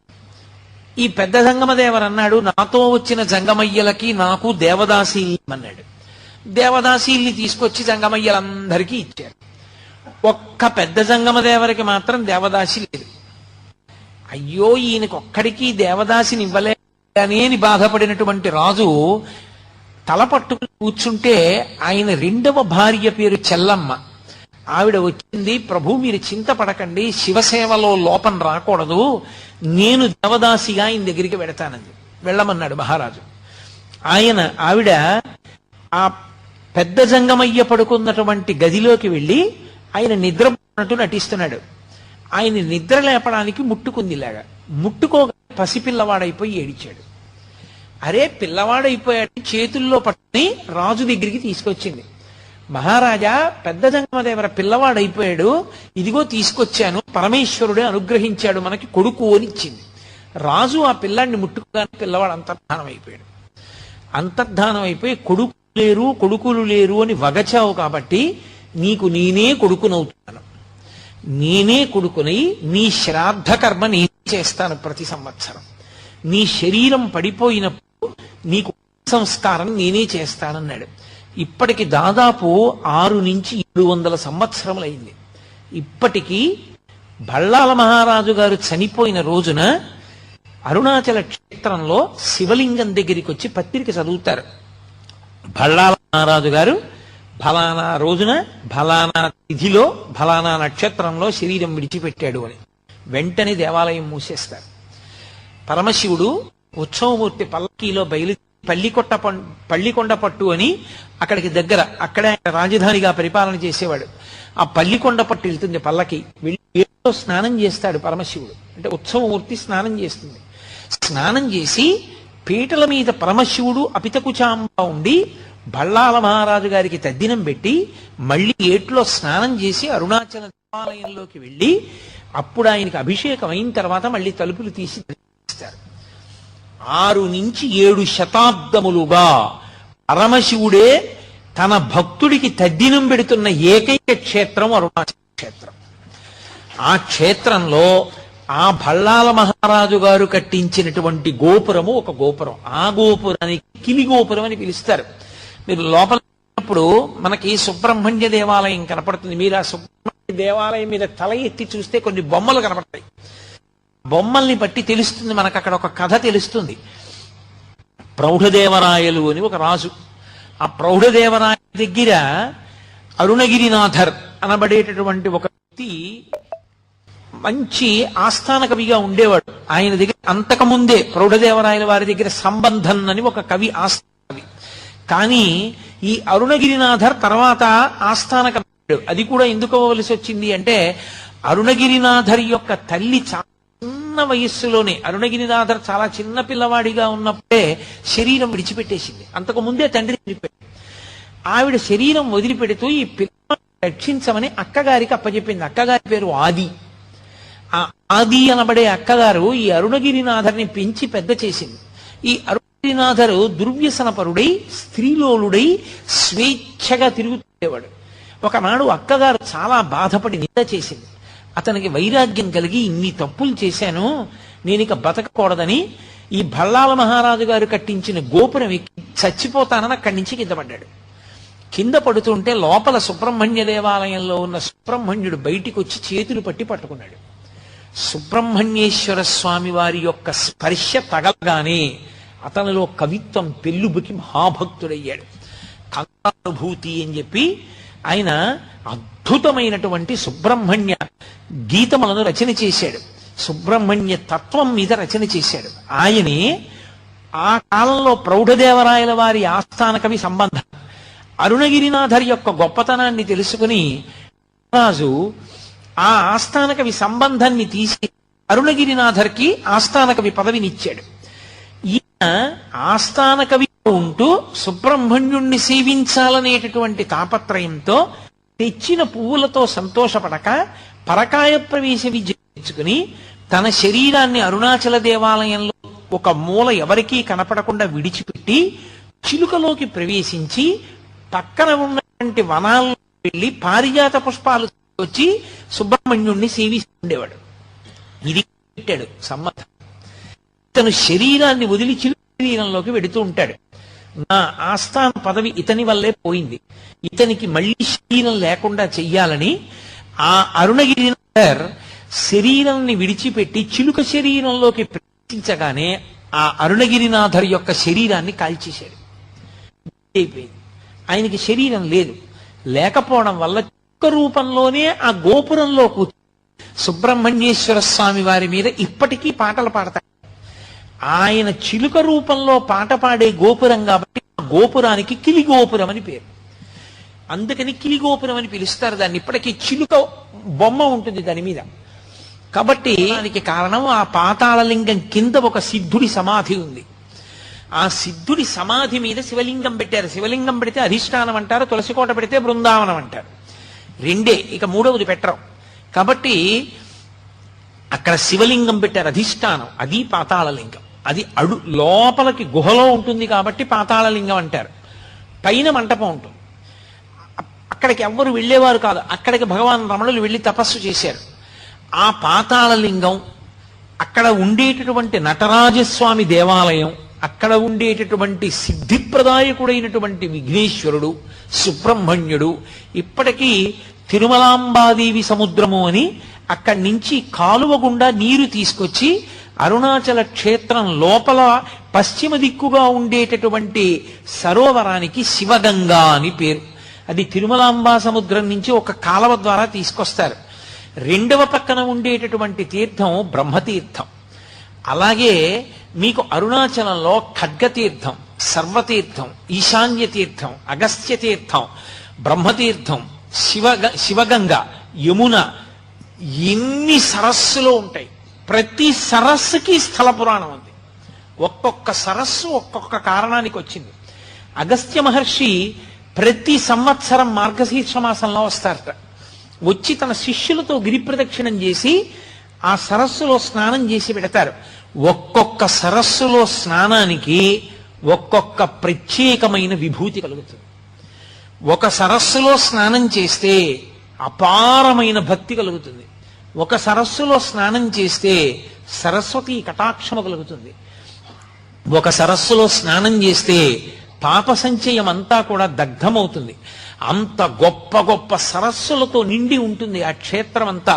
స్వయంగా చతుర్ముఖ బ్రహ్మగారే అరుణాచల క్షేత్రంలో ఆరాధన చేసి స్నానం చేసేటటువంటి సరస్సు ఆ బ్రహ్మ సరస్సు అని పిలుస్తారు. అంత గొప్ప గొప్ప సరస్సులతో కూడుకుని స్థలవృక్షమైనటువంటి ఇప్ప చెట్టుతో ఉంటుంది. అరుణాచల క్షేత్రానికి వెళ్ళినటువంటి వాళ్ళు ఆ దేవాలయంలో పరమేశ్వరుడి పూజ చేసేటప్పుడు ఏ నామాలతో పూజ చెయ్యాలన్నది కూడా పరమశివుడు నిర్ణయం చేశాడు. అరుణాచల క్షేత్రంలో ఈ నామాలతోటే నాకు పూజ, ఇతర నామములు కూడా పలకవచ్చు, ఆడవచ్చు, కానీ ఈ నామములే నా దగ్గర పలకాలి, దాని చేత నేను ఎక్కువ ప్రీతి చెందుతాను. అలాగే అరుణాచల క్షేత్రానికి వచ్చిన వాళ్ళు అరుణాచలంలో కూర్చుని చక్కగా సామూహికంగా భక్తులందరూ కూర్చుని ఒకరు చెప్తుంటే మిగిలిన వాళ్ళు చెప్తూ ఉండాలి ఆ నామాలు. ఆ నామాలన్నీ గౌతమ మహర్షికి చెప్పి గౌతమ మహర్షి చేత సంకలనం చేయించాడు పరమేశ్వరుడు. మీ యొక్క సౌకర్యం కోసం నేను ఆ నామాలు తీసుకొచ్చాను. ఒకసారి మీకు నేను చదివి వినిపిస్తాను. అందున కార్తీక సోమవారం ఇవాళ ఏకాదశి తిథితో ఉంది. పరమపావనమైనటువంటి తిథి కనుక ఒకసారి వినండి. ఆయనే చెప్పినటువంటి నామాలు. అరుణాచల క్షేత్రంలో ఈ నామాలు చెప్పాలి అని.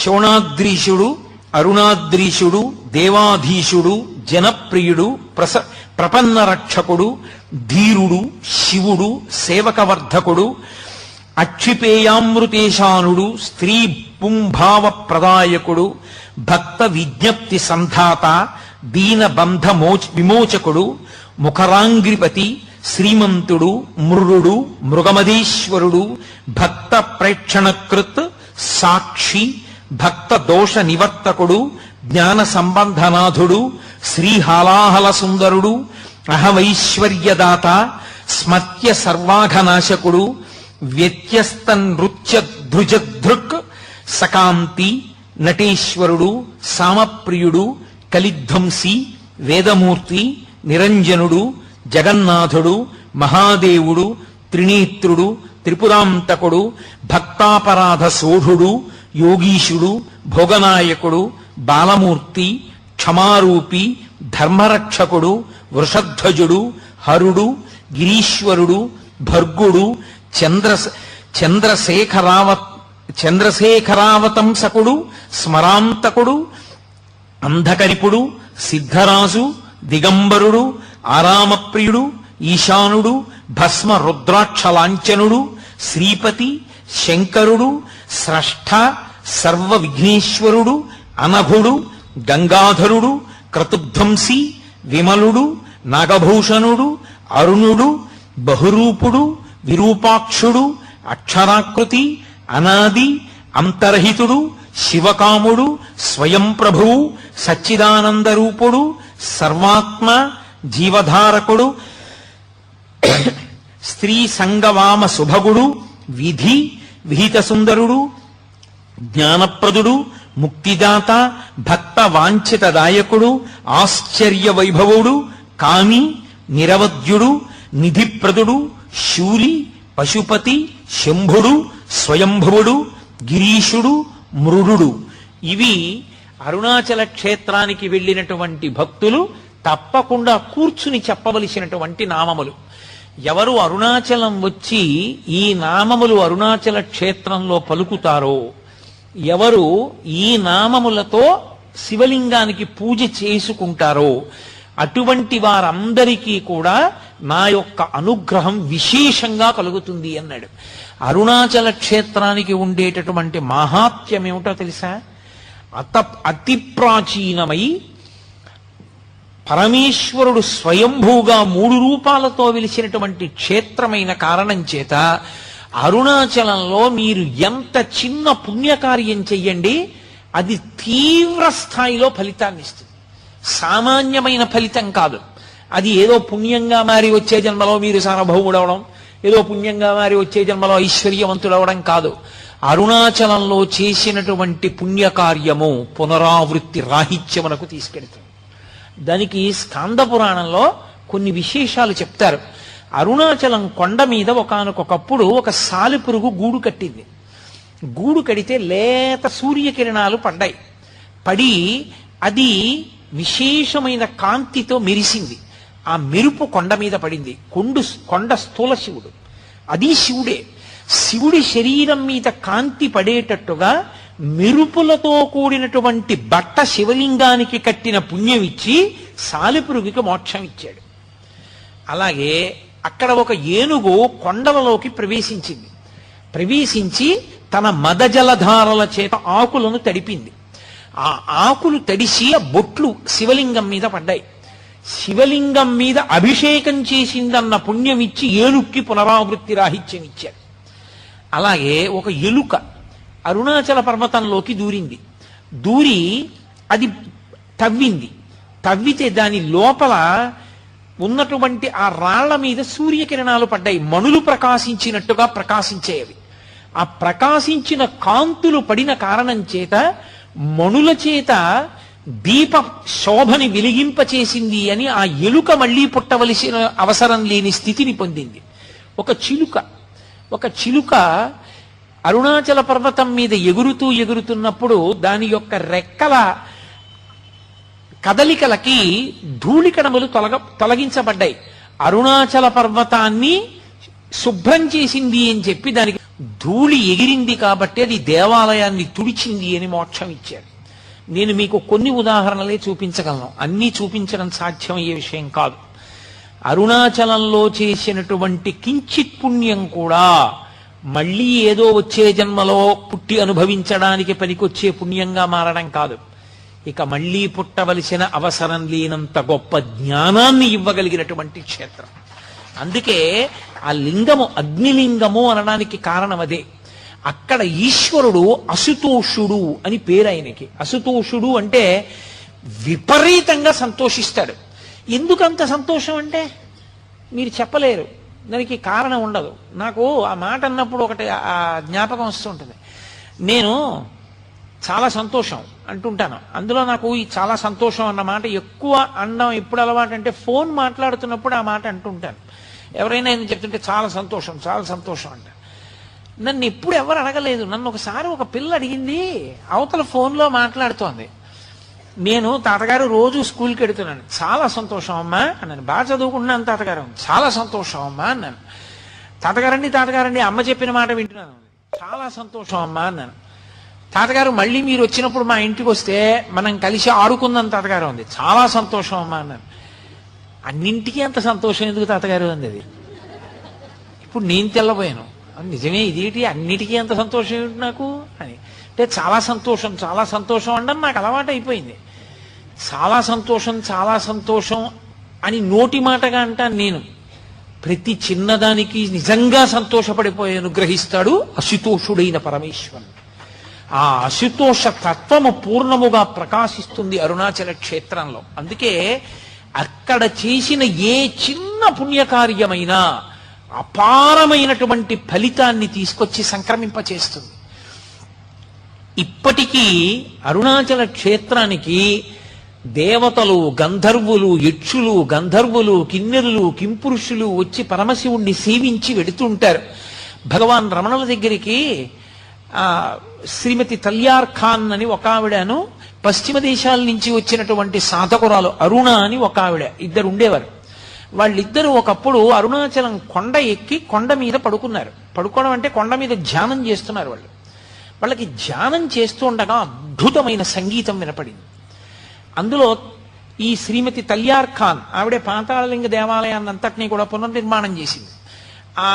అప్పుడే రాజగోపాలాచారి గారు మనకి గవర్నర్ జనరల్ ఆఫ్ ఇండియా అని, లాస్ట్ గవర్నర్ జనరల్ రాజగోపాలాచారి గారు గవర్నర్ జనరల్ గా ఉండగా ఆహ్వానించారు దాని ప్రారంభోత్సవానికి.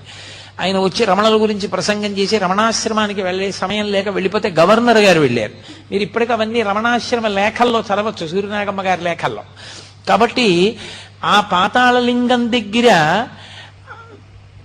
ఎలాగ ఉండేవారో అలాగే ఈ విదేశాల నుంచి వచ్చినటువంటి అరుణ అన్న ఆవిడ పాతాళలింగ క్షేత్రాన్నంతటినీ పునర్నిర్మాణం చేసినటువంటి శ్రీమతి తల్యార్ ఖాన్, వీళ్ళిద్దరూ కొండ మీద ధ్యానంలో ఉంటే సంగీతం వినపడింది. శ్రీమతి తల్యార్ ఖాన్ కి మంచి సంగీత ప్రవేశం ఉంది. ఆవిడ దాన్ని నోట్స్ రాసుకుని వచ్చి భగవాన్ రమణులకు చెప్పింది. ఇది మెద్రాస్ పంపించింది ఆవిడ. పూర్వం రోజుల్లో అది మెద్రాస్, ఇప్పుడు చెన్నై. మెద్రాస్ పంపించి సంగీత విద్వాంసులకి చూపిస్తే ఇది అపూర్వ సంగీతం, ఇది గంధర్వులు, యక్షులు మొదలైన వాటిలే పాడగలరు, అంత గొప్ప సంగీతం అన్నారు. ఆవిడ భగవాన్ రమణులకు చెప్పింది, అయ్యా ఇంత గొప్ప సంగీతం నాకు 3 రోజులు వినపడింది అరుణాచల పర్వతం మీద అని. అంటే అప్పుడు భగవానులు ఒక మాట చెప్పారు. ఆది అన్నామలైలో నేను ఉండగా, ఆది అన్నామలై అంటే తూర్పున అరుణాచల దేవాలయం ఉంటుంది, పశ్చిమాన ఆది అన్నామలై ఉంటుంది, అది బ్రహ్మగారు ప్రతిష్ట. ఆది అన్నామలై కొండకి చాలా దగ్గరగా ఉంటుంది గుడి. ఆది అన్నామలైలో నేను ఉండగా నాకు కూడా ఇటువంటి సంగీతము, నృత్యము, వాద్యములు వినపడుతుండేవి అని చెప్పారు. ఆ దక్షిణామూర్తిగా కూర్చునేటటువంటి సిద్ధస్వరూపమైనటువంటి పరమశివుని ముందు ఇప్పటికీ అప్సరోగణములు కూడా వచ్చి నృత్యం చేస్తుంటాయి అని, అవన్నీ వినపడుతుంటాయి అంటారు ఆది అన్నామలై అటువంటి చోట్లకి. ఎన్నో సరోవరములు ఆ దేవాలయం యొక్క పాదాల ఆ కొండ పాదముల దగ్గర ఎన్నో సరోవరములు ఏర్పడి ఉంటాయి. అంత గొప్ప క్షేత్రం అరుణాచల క్షేత్రం. అటువంటి అరుణాచల క్షేత్రంలో అసలు ఆ దేవాలయంలో అత్యద్భుతమైనటువంటి విషయం ఏమిటంటే అసలు ప్రాకారములు, ఆ 3 ప్రాకారములు ఒక్కొక్క ప్రాకారం దాటి లోపలికి వెడుతుంటే ప్రత్యేకించి 100 కాళ్ల మంటపం, 16 కాళ్ల మంటపం అటువంటి వాటి దగ్గర నిలబడి చూస్తే ఎదురుగుండా స్థూల శివుడైనటువంటి కొండ కనపడుతూ ఉంటుంది. లోపల శివలింగ దర్శనం కూడా చెయ్యవచ్చు. అది కొంచెం తపోదృష్టితో చూసిన వాళ్ళకి లోపల ఉన్నటువంటి సిద్ధపురుషుణ్ణి కూడా మనసులో కనీసం ధ్యానంలో దర్శనం చెయ్యొచ్చు. అంతటి పరమోత్కృష్టమైన క్షేత్రం. అరుణాచల క్షేత్రానికి మాత్రమే చెందినటువంటి గొప్పతనం ఒకటి ఉంది. ఒకానొకప్పుడు పరమశివుడు కైలాస పర్వతం మీద కూర్చుని ఉన్నాడు. కైలాస పర్వతం మీద కూర్చుని ఉండగా పార్వతీదేవి వినోదార్థం వచ్చి ఆయన యొక్క 3 కన్నులు మూసింది, ఇలా చేతులు అడ్డుపెట్టి. 3 కన్నులు అంటే అగ్నిహోత్రము, సూర్యుడు, చంద్రుడు. 3 కన్నులు ఇలా మూసింది ఆయనకి. ఆమెకి తెలియదా? ఆమె సర్వజ్ఞ. ఆవిడికి తెలియకపోవడం ఏమిటి అంటే పరమశివుని అర్ధభాగమైనటువంటి పార్వతీదేవి ఆ పని చేసింది అంటే లోక కళ్యాణకారకమైనటువంటి పని కొరకు చేస్తుంది. ఆవిడ ఇలా చేతులతో మూస్తే పరమశివుడు ఆ చేతులు తీసే లోపల లోకములన్నీ గాఢాంధకారమైపోయాయి. రాత్రింబవళ్ళు తెలియలేదు. రాత్రింబవళ్ళు తెలియకపోతే తిథులు తెలియలేదు. తిథులు తెలియకపోతే యజ్ఞయాగాది క్రతువులు, సంధ్యావందనాలు అన్నీ ఆగిపోయాయి. ధర్మము లుప్తమైపోయింది. ఇంత లుప్తమైంది కాబట్టి నువ్వు వినోదార్థం నా కన్నులు మూసినప్పటికీ తత్పాపాన్ని పోగొట్టుకోవడానికి లోకానికి ఒక మార్గదర్శకత్వంగా నువ్వు భూలోకానికి వెళ్ళి తపస్సు చేయవలసింది అన్నాడు పరమశివుడు. నేను అలాగే వెళ్ళి తపస్సు చేస్తాను, భూలోకంలో ఎక్కడ కూర్చుని తపస్సు చేయమంటారు అని అడిగింది. మనకి అయోధ్య, మధుర, మాయా, కాశీ, కాంచి, అవంతిక, పురీ, ద్వారవతి చైవ సప్తైతే మోక్షదాయక అని 7 మోక్షపురాలు. 6 ఉత్తర భారతదేశంలో ఉన్నాయి. దక్షిణ భారతదేశంలో ఉన్న ఏకైక మోక్షపురి కాంచీపురం. కాబట్టి కాంచీపురం వెళ్ళి కాంచీపురంలో తపస్సు చెయ్యి అన్నాడు. ఆవిడ కాంచీపురంలో కొంత మట్టి తీసి శివలింగంగా పెట్టి ఆవిడ ఆ శివలింగాన్ని ఆరాధన చేస్తోంది తపస్సు చేస్తూ. పక్కన ఆమె యొక్క శక్తులన్నీ మొహరించి ఉన్నాయి, దుర్గా మొదలైనటువంటి వాళ్ళు. పరమశివుడు ఆమె భక్తిని లోకానికి చాటి చెప్పాలనుకున్నాడు. ఆమె భక్తిని పరిశీలించడం ఎందుకు పరమశివుడికి తెలియదా? అక్కడ ఉండేటటువంటి నదిలో వరదలు వచ్చి పెద్ద ఎత్తున వరద వస్తోంది. అమ్మా అమ్మ వరద వస్తోంది, బయటికి వచ్చేయి అన్నారు. అమ్మవారు ఆ నది వరద చూసి భయపడింది. భయమెరగని తల్లి, భయాలు పోగొట్టే తల్లి భయపడి కంపా కంపా అందావిడ. ఆ నదిని కంపా నది అని పిలుస్తారు. ఆ కంపా నది వచ్చి శివలింగాన్ని ఎక్కడ కొట్టుకుపోతుందో సైకతలింగం అని ఆవిడ గట్టిగా కౌగిలించుకుంది ఆ శివలింగాన్ని. కొట్టుకుపోతే నేను కూడా కొట్టుకుపోవాలి తప్ప శివలింగం కొట్టుకుపోకూడదని. నేను ఉమాలింగన సంక్రాంత కుచకంకణముద్రితం లింగమేకామ్రనాథస్య సైకతం సముపాస్మహే అంటారు. ఉమాలింగన సంక్రాంత, అమ్మవారు తన 2 బాహువులతో ఆ శివలింగాన్ని గట్టిగా కౌగిలించుకున్నప్పుడు ఆమె యొక్క కంకణముల ముద్రలు, ఆమె యొక్క కుచముల ముద్రలు ఆ శివలింగం మీద పడ్డాయి. ఇప్పటికీ ఏకాంబరేశ్వర లింగం మీద ఆ ముద్రలు ఉన్నాయంటారు. కాబట్టి ఉమాలింగన సంక్రాంతకర కంకణము కుచకంకణముద్రితం లింగమేకామ్రనాథస్య సైకతం సముపాస్మహే. అప్పుడు శ్రీ మహావిష్ణువు అన్నారు, అమ్మా ఇదంతా బావగారి లీల. అమ్మవారు నారాయణి, ఆయన నారాయణ కదా, పరమశివుని లీలమ్మా. మళ్లీ విపరీత ప్రవాహాన్ని పంపిస్తున్నాడు, పరమశివుణ్ణి మొక్కవోని భక్తితో పట్టుకో అమ్మా, ఆయనే కాపాడతాడన్నాడు. అప్పుడే ఆయన మళ్లీ పరమశివుడు అంత ప్రవాహం వస్తున్నా సరే అమ్మవారు భక్తితో శివలింగాన్ని కౌగలించుకున్నటువంటి తీరు చూసి అనుగ్రహించాడు. అనుగ్రహించి ప్రత్యక్షం అయ్యాడు. ఇప్పటికీ ఆ కంపానది మీరు చూడొచ్చు. ఎక్కడ కనపడుతుందో తెలుసా? కంపానది బయట చూద్దామంటే కనపడదు.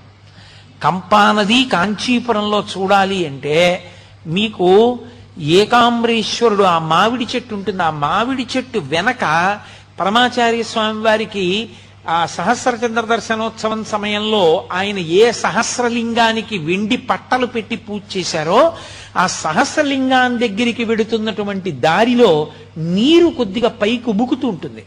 అక్కడ అంతర్వాహినిగా కంప వెడుతూ ఉంటుంది. మీరు ఇంకా బాగా చూడాలంటే ఎవరైనా తెలుసున్న వాళ్ళు ఉంటేనే తలుపు తీస్తారు. ఏకాంబరేశ్వర దేవాలయం లోపలికి వెడుతున్నప్పుడు ఎడంచేతి పక్క గేటు తాళం వేసి ఉంటుంది. ఆ తాళం తీయించి లోపలికి వెడితే మీకు ప్రపంచంలో ఎక్కడా కనపడని విఘ్నేశ్వరుడు కనపడతాడు. ఆయన ఓ పెద్ద నగారా ఒకటి పెట్టుకుని ఆ ఢంకా మోగిస్తుంటాడు. ఢంకా విఘ్నేశ్వరుడు అంటారు. 2 కర్రలు చేత్తో పట్టు కొడుతుంటాడు. కాంచీపురంలో ఉత్సవం జరిగితే మొట్టమొదట ఆయనకి వెళ్ళి చెప్తారు. చెప్తే ఆయన ఢంకా వాయించి చెప్తాడు అందరికీ ఉత్సవం ఉంది రెండని. ఆ ఢంకా విఘ్నేశ్వరుడి దేవాలయానికి ఎదురుగుండా 1000 కాళ్ల మంటపం ఉంది. ఇప్పుడు ఆ మంటపంలోకి ఎవరు వెళ్ళలేరు. కొన్ని లక్షల గబ్బిలాలతో నిండిపోయింది అది. ఒకప్పుడు శివకేశవులు ఇద్దరికి, వరదరాజస్వామికి ఏకాంబరేశ్వరుడికి కళ్యాణం ఒకే మంటపంలో చేసేవారు అక్కడ. ఇప్పుడు ఆ మంటపం అంతా గబ్బిలాలే, అడుగు కూడా పెట్టలేరు. ఆ మంటపానికి ఎదురుగుండా నడిస్తే కుడి చేతి వైపు ఒక పెద్ద తొట్టెలా కనపడుతుంది గోడతోటి. దాని దగ్గరికి వెళ్ళి మీరు చూస్తే నీరు నిండి ఉంటుంది. అది కంపా నది. అక్కడ ఇప్పటికీ కంపా ప్రవాహం అక్కడుంది. ఆ తల్లికి పరమశివుడు అప్పుడు ప్రత్యక్షం అయ్యాడు. ఆ శివలింగాన్ని కౌగిలించుకున్నప్పుడు ప్రత్యక్షమై నీవు చేసినటువంటి అపరాధమునకు తగిన ప్రాయశ్చిత్తం పూర్తయింది. ఇప్పుడు నిన్ను నేను స్వీకరించడం అరుణాచలంలో చేస్తాను, కాబట్టి అరుణాచల క్షేత్రానికి వెళ్ళి గిరి ప్రదక్షిణం చేయమన్నాడు. అంటే అమ్మవారు అరుణాచల క్షేత్రానికి వచ్చి ఇక్కడ నాకు ఈ అరుణాచల వైభవాన్నంతటినీ కూడా తెలియచేయబడవలసిన అవసరమున్న తల్లి అని కాదు.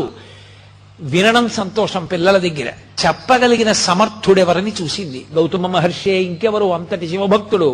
గౌతమ మహర్షి ఎదురేగి అమ్మవారు వస్తుంటే పురాణంలో వర్ణిస్తారు.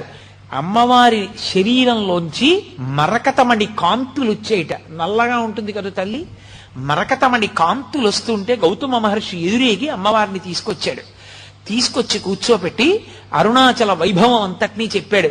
గౌతమ మహర్షి చెప్పిన అరుణాచల వైభవంలోంచి, ఆ దేవాలయ వైభవంలోంచే నేను మీకు ఇప్పటి వరకు చెప్పిన ప్రసంగం చెప్పాను. కాబట్టి అది అమ్మవారికి చెప్పిన ప్రసంగం. ఆ అమ్మవారికి ఇవన్నీ చెప్పి ఆమె ఆ తల్లి అక్కడే ఉండి పరమశివుని యొక్క అనుగ్రహానికి ఎదురు చూస్తోంది. ఆ ఎదురు చూస్తున్న రోజులలో మహిషాసురుడు అమ్మవారిని మోహించి అక్కడికి వచ్చి అమ్మవారితో యుద్ధం చేశాడు. మహిషాసుర సంహారం చేసింది ఆ తల్లి. మహిషుడి శరీరం కింద పడిపోయిన తర్వాత ఆవిడ తేరిపారి చూసేటప్పటికీ ఆయన కంఠం తెగి కంఠంలో నుండి నెత్తుటితో శివలింగం కనపడింది. అరే, శివలింగం నెత్తుటితో ఉందేమి అని ఆవిడ ఇలా పైకి తీసింది. అది చేతికి అంటుకుపోయింది. ఆ శివలింగం చేతికి అంటుకుపోతే ఆవిడ గౌతమ మహర్షిని అడిగింది, ఇదేమిటి శివలింగం ఇలా అంటుకుంది అని. అమ్మా, ఆయన మహాశివభక్తి తత్పరుడమ్మా మహిషాసురుడు, కంఠంలో శివలింగాన్ని ఉంచుకున్నవాడు ఉంది. అంతటి మహాశివభక్తి తత్పరుణ్ణి నేను వధించానే అని అమ్మవారు చిన్నబుచ్చుకున్నప్పుడు పరమశివుని యొక్క అశరీరవాణి వినపడింది. వాడు సరి అయిన దీక్షా స్వీకారము చెయ్యకుండా అమంత్రకంగా శివలింగాన్ని కంఠంలో ఉంచుకున్నాడు. అందుకనే బుద్ధి ఘోరమైన వైపుకి తిరిగిపోయింది. అందుకుని నీ చేత మరణించాడు.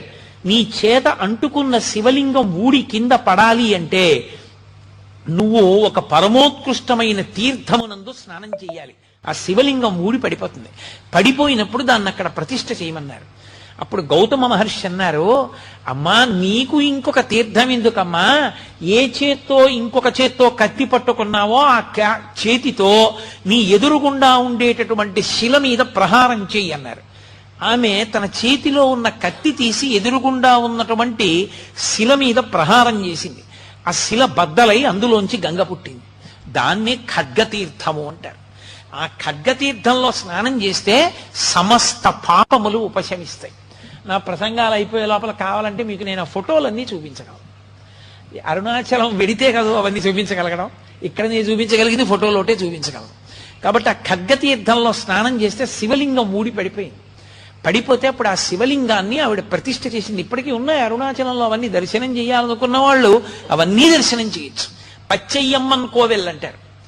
ద్రవిడ దేశంలో అమ్మవారి కోవెలని పచ్చయ్యమ్మన్ కోవెలు అంటారు. పచ్చయ్యమ్మన్ కోవెలు అంటే పచ్చటి మణికాంతి కలిగిన తల్లి అని. పచ్చటి మణి, మరకతమణి ఎలా ఉంటుందో అటువంటి కాంతి కలిగినటువంటి శరీరం ఉన్న తల్లి అని. భగవాన్ రమణులు తరచుగా ఆ దేవాలయం దగ్గరికి వెడుతూ ఉండేవారు. ఆ ఖడ్గతీర్థం దగ్గర తల్లి స్నానం చేసి ప్రదక్షిణం చేస్తోంది. అప్పుడు పరమశివుడు సంతోషించి గిరి రూపంలోంచి బయటికి వచ్చి అమ్మవారిని చెయ్యిచ్చి స్వీకరించి ఆయన ఒక మాట చెప్పాడు. తన ఎడం చేత్తో పట్టుకుని అమ్మవారిని తొడ మీద కూర్చోపెట్టుకుని, ఇంట్లో పిల్లవాడు, పసిపిల్లవాడు ఉన్నాడు సుబ్రహ్మణ్యుడు, పాల కోసం ఏడుస్తున్నాడు. పిల్లవాడు పాల కోసం ఏడుస్తున్నా సరే నన్ను చేరుకోవాలన్న తాపత్రయంలో పాప పరిహారం చేసుకోవడానికి కాంచీపురం వెళ్లి తపస్సు చేసి అరుణాచలం వచ్చి మహిషాసుర సంహారం చేసి ఖడ్గతీర్థాన్ని సృష్టించి అందులో స్నానం చేసి శివలింగ ప్రతిష్ఠ చేసి గిరి ప్రదక్షిణం చేసి నన్ను చేరుకున్నావు కనుక కొడుక్కి కూడా పాలివ్వకుండా భర్త మీద ప్రేమతో ఇంత కష్టపడ్డదానివి కాబట్టి కొడుకు చేత కూడా తాగబడని కుచములున్న తల్లివి కాబట్టి అపిత కుచాంబ అన్న పేరుతో నన్ను చేరు అని పిలిచాడు. అందుకని అమ్మవారికి అరుణాచల క్షేత్రంలో ఉన్న తల్లికి అపిత కుచాంబ అని పేరు. అందుకొచ్చింది ఆ పేరు. తాత్వికంగా చూస్తే అమ్మవారి పాలు తాగిన వాడికి శివజ్ఞానం వస్తుంది, అందరికీ దొరికేది కాదు అని చెప్పడానికి. కాబట్టి అపిత కుచాంబ అన్న పేరు ఆయన ఇచ్చి అమ్మవారి చేతి వంక చూశాడు. పార్వతి, ఏమిటి నీ చేతిలో ఉన్న సౌగంధికా పుష్పము అని అడిగాడు. అంటే తల్లి అంది, నేను కైలాసం నుంచి బయలుదేరి కాంచీపురం చేరేటప్పుడు మిమ్మల్ని ఆరాధించడానికి మానస సరోవరంలో వాడిపోనటువంటి ఒక కలవ పువ్వు అత్యంత సుగంధభరితమైన దాన్ని పట్టుకుని బయలుదేరాను. దానితోనే పూజ చేశాను. ఆ పుష్పమే నా చేతిలో ఉంది, దాని సుగంధమే ఈ సుగంధం అంది. అందుకే అమ్మవారి చేతిలో పువ్వు. ఆ తల్లి పరమశివుణ్ణి అడిగింది, ఏమి మీ దగ్గర ఇంత సువాసన వస్తోంది, ఇంత గొప్ప సువాసన చాలా అద్భుతంగా ఉంది అంటే పరమశివుడు అన్నాడు, నా పేరే సుగంధి, సుగంధిం పుష్టివర్ధనం అని కదా. కానీ పార్వతి, అసలు ఇంత సుగంధం రావడానికి కారణం చెప్తాను చూడు. పూర్వం ఒక దైత్యుడు నా గురించి తపస్సు చేశాడు. అతను తపస్సు చేసి చేసి చేసి చేసి నా కోసం అలమటించాడు. నేను ఆయనకి ప్రత్యక్షం అయ్యాను. పులక ఏం కావాలని అడిగాను. ఆయన పేరు పులకుడు, ఆ దైత్యుడి పేరు. పులక నీకేం కావాలని అడిగాను. ఆయన అన్నాడు, ప్రపంచంలో ఎవరికీ లేనంత సుగంధం నా శరీరంలోంచి సహజంగా రావాలి, అటువంటి సుగంధం నా శరీరం నుంచి వచ్చేటట్టుగా నన్ను అనుగ్రహించన్నాడు. అప్పుడు నేను బాగా ఆలోచించి ఆయన్ని పునుగు పిల్లిగా మార్చాను. అది మొదటి పునుగు పిల్లి సృష్టిలో. ఆ పునుగు పిల్లి శరీరంలోంచి పునుగు వస్తుంది. ఆ పునుగు వాసనకి దేవతాకాంతలు కూడా ఆకర్షింపబడి పిల్లి వెంట పరిగెత్తారు. అప్పుడు దేవతలందరూ నా దగ్గరికి వచ్చి, అయ్యా మీరు పులకుణ్ణి పునుగు పిల్లిగా మార్చారు, పునుగు పిల్లి యొక్క పునుగు సువాసనకి మా భార్యలందరూ ఆ పిల్లి వెంట పరిగెడుతున్నారు, కాబట్టి మీరు అనుగ్రహించి ఆ దైత్యుడి శరీరం పడిపోయేటట్టుగా చేసి మా భార్యల్ని మాకు ఇప్పించండి అన్నారు. నేను పులకుణ్ణి పిలిచాను. పులకా, నీ శరీరం వదిలిపెట్టేసేయి, దేవతాకాంతలు నీ వెంట పడుతున్నారట, దేవతలు బాధపడుతున్నారన్నాడు. అంటే ఆయన అన్నాడు, అలాగే వదిలిపెట్టేస్తాను నా శరీరం, కానీ ఒక వరం ఇవ్వండి, నా వంశంలో పుట్టేవన్నీ పునుగు పిల్లులు అవ్వాలి. సాధారణంగా మా వంశంలో పుట్టినటువంటి ఆ ప్రతి మృగం యొక్క పునుగు మీకు చేరాలి. అది మీరు అలదుకున్నప్పుడు మీ యందు శృంగార భావన కలగాలి. మీరు అమ్మవారితో కలిసి పరమ సంతోషంగా ఉల్లాసంగా భక్తజనులందరినీ పిల్లులే ఈ పునుగు పిల్లులు ఇప్పుడున్నాయి. ఆ పులకుడు శరీరం వదిలిపెట్టేటప్పుడు అతని శరీరంలో ఉన్న పునుగు నాకు అలదాడు.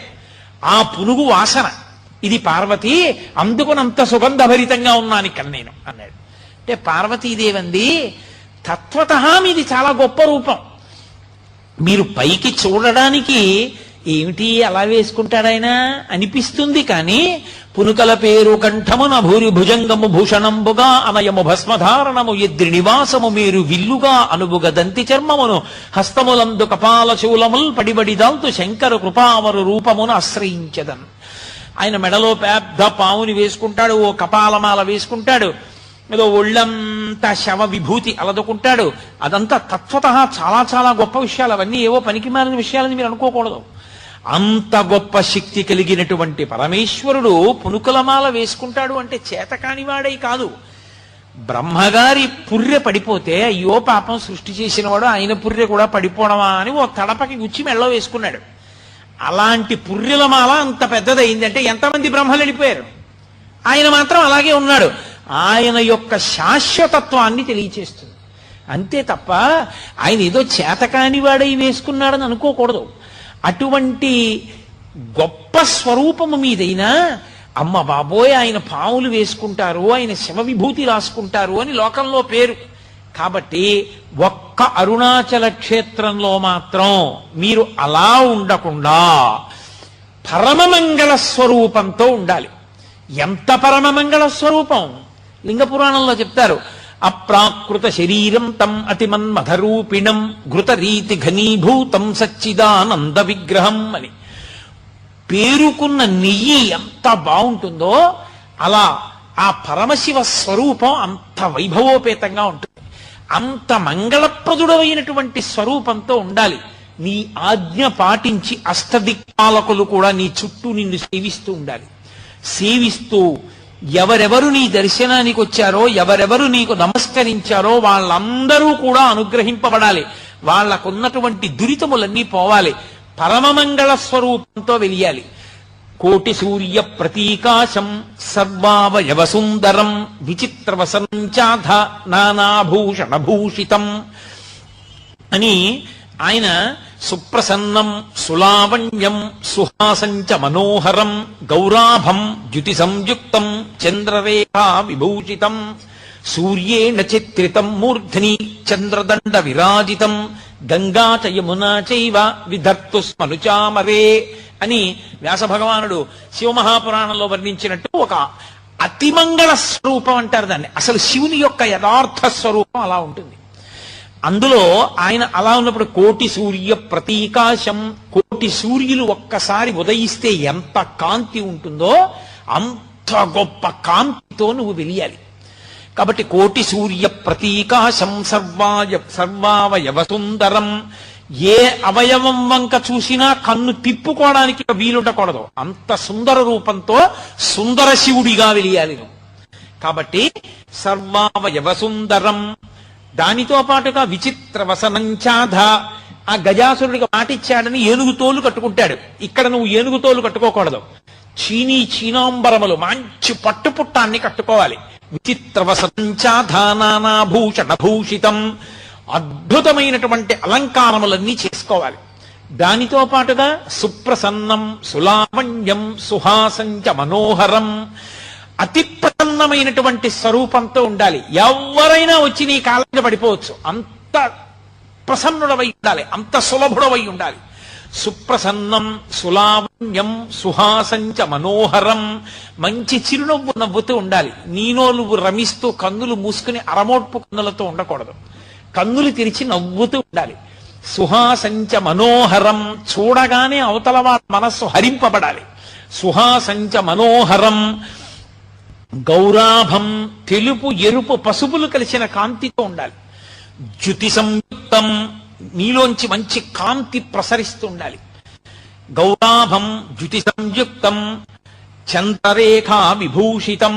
తదియనాటి చంద్రరేఖని కిరీటంలో ధరించిన వాడవై ఉండాలి. సూర్యేణ చిత్రితం మూర్తిని. సూర్యుడు నీ తల మీద గొడుగై ఉండాలి. చంద్రదండ విరాజితం. చంద్రుడు దానికి దండమై ఉండాలి, కర్రై ఉండాలి. గంగా చ యమునా చైవ విధర్తు స్మనుచామరే. గంగా యమున రెండు పక్కల నిలబడి నీకు చామరం వేస్తూ ఉండాలి. అంత గొప్ప స్వరూపంగా పార్వతీ కళ్యాణంలో కనపడ్డావు. మళ్ళీ అంత గొప్ప మంగళ స్వరూపంగా నువ్వు అరుణాచలంలో కూర్చోవాలి. నీ దగ్గర నుంచి వచ్చినటువంటి ఆ పులకుడు పునుగు పిల్లిగా మారినప్పుడు నీకు అలదినటువంటి ఆ పునుగున్నదే, ఆ వాసన చూసినప్పుడు నాకు ఈ కోరిక కలిగింది. కాబట్టి అరుణాచలంలో నువ్వు అంత పరమమంగళ స్వరూపంతో వెలియాలని కోరుకుంది. అందుకే పసిపిల్లల దగ్గర నుండి పెద్దవాళ్ల వరకు అందరికీ అందుబాటులో ఉన్న స్వామి. అందరూ ఆ కొండ ఎక్కుతారు, కొండ మీద తిరుగుతారు, కొండ మీద సంతోషంగా గడుపుతారు, ప్రదక్షిణం చేస్తారు. అంత గొప్పగా గడపడానికి అవకాశం ఇచ్చినటువంటి క్షేత్రం. ఆ అగ్నిస్వరూపమే పావకి అని పేరు సుబ్రహ్మణ్యుడికి. అందుకే సుబ్రహ్మణ్యుడికి కూడా ఆలవాలమైనటువంటి క్షేత్రం అరుణాచల క్షేత్రం. శివ అంటే పార్వతీదేవి, శివ అంటే శివుడు. శివుడు పార్వతుల యొక్క సమాగమ స్వరూపానికి సరి అయినటువంటి నిర్వచనమే సుబ్రహ్మణ్యుడు. అటువంటి సుబ్రహ్మణ్య తేజస్సుకి ఆలవాలమైన క్షేత్రం కాబట్టే సుబ్రహ్మణ్యావతారంగా భగవాన్ రమణులు అక్కడ వెలిశారు, అక్కడే ఉన్నారు చాలా కాలం. కాబట్టి అటువంటి క్షేత్రంలో ఒక విశేషం జరిగింది కూడా. నేను మీతో అరుణగిరినాథర్ జీవితం గురించి ప్రస్తావన చేశాను. అరుణగిరినాథర్ని ఒకప్పుడు ప్రౌఢదేవరాయలు అడిగాడు, నాకు సుబ్రహ్మణ్యేశ్వర స్వామి వారి యొక్క దర్శనం చేయించు అని అడిగాడు. అడిగితే ఆయన అన్నాడు, నీకు దర్శనం చేయించడానికి ఒక పెద్ద ఇబ్బంది ఉంది. సుబ్రహ్మణ్య దర్శనం చేసే ప్రయత్నం చేస్తే, నిజంగా స్వామి నీకు దర్శనమిస్తే ఆయన యొక్క విశేషమైన కాంతి వలన నీ నేత్రములు రెండు దృష్టిని పోగొట్టుకుంటాయి, ఇక నీకు కళ్ళు కనపడవు, అందుకని వద్దన్నాడు.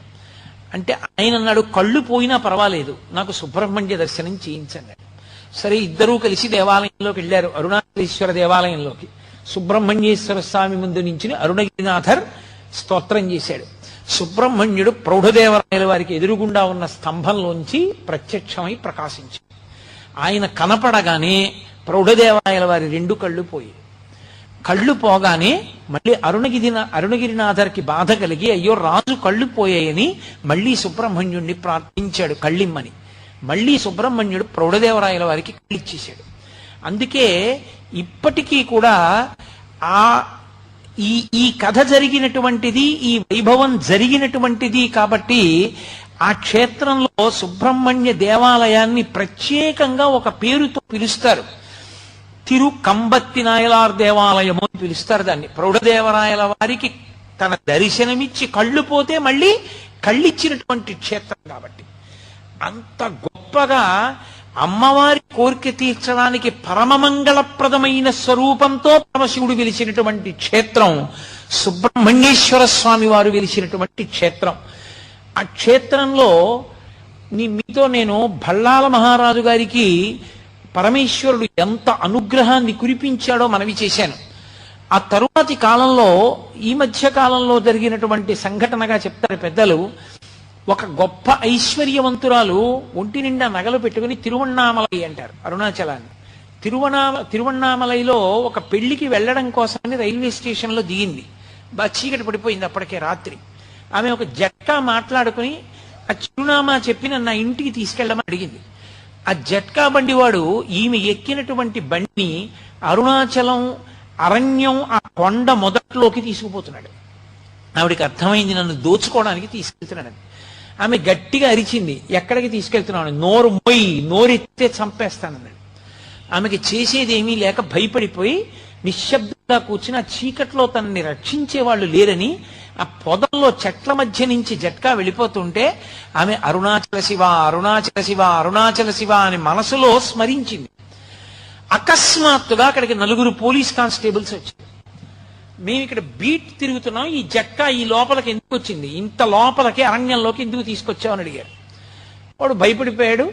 ఆవిడ్ని విడిపించారు, తీసుకెళ్లారు, పెళ్లి ఇంట్లో దింపేశారు. ఆవిడ్ని తీసుకెళ్తున్నప్పుడు ఆవిడ ఆ పోలీసులు నెంబర్లు అడిగింది.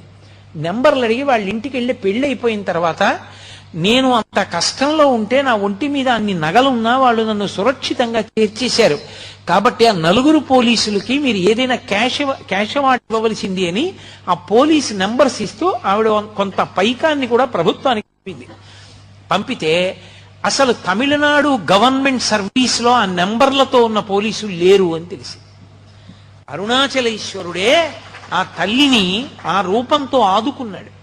కాబట్టి ఆనాడు ఈనాడు అని కాదు, అరుణాచల శివ, అరుణాచల శివ, అరుణాచల శివ అన్న నామము అంత గొప్ప నామము. ఆ క్షేత్రం పేరెత్తిన, ఆ క్షేత్రంలో ఉండేటటువంటి పరమశివుని యొక్క పేరు స్మరించిన ఉత్తర క్షణంలో ఈశ్వరానుగ్రహం కలుగుతుంది. అక్కడ ఉన్న తల్లి అపితకుచాంబ. అపితకుచాంబ ఆ తల్లి దయార్ద్ర హృదయ, పరమ సంతోషాన్ని పొందినటువంటి క్షేత్రం.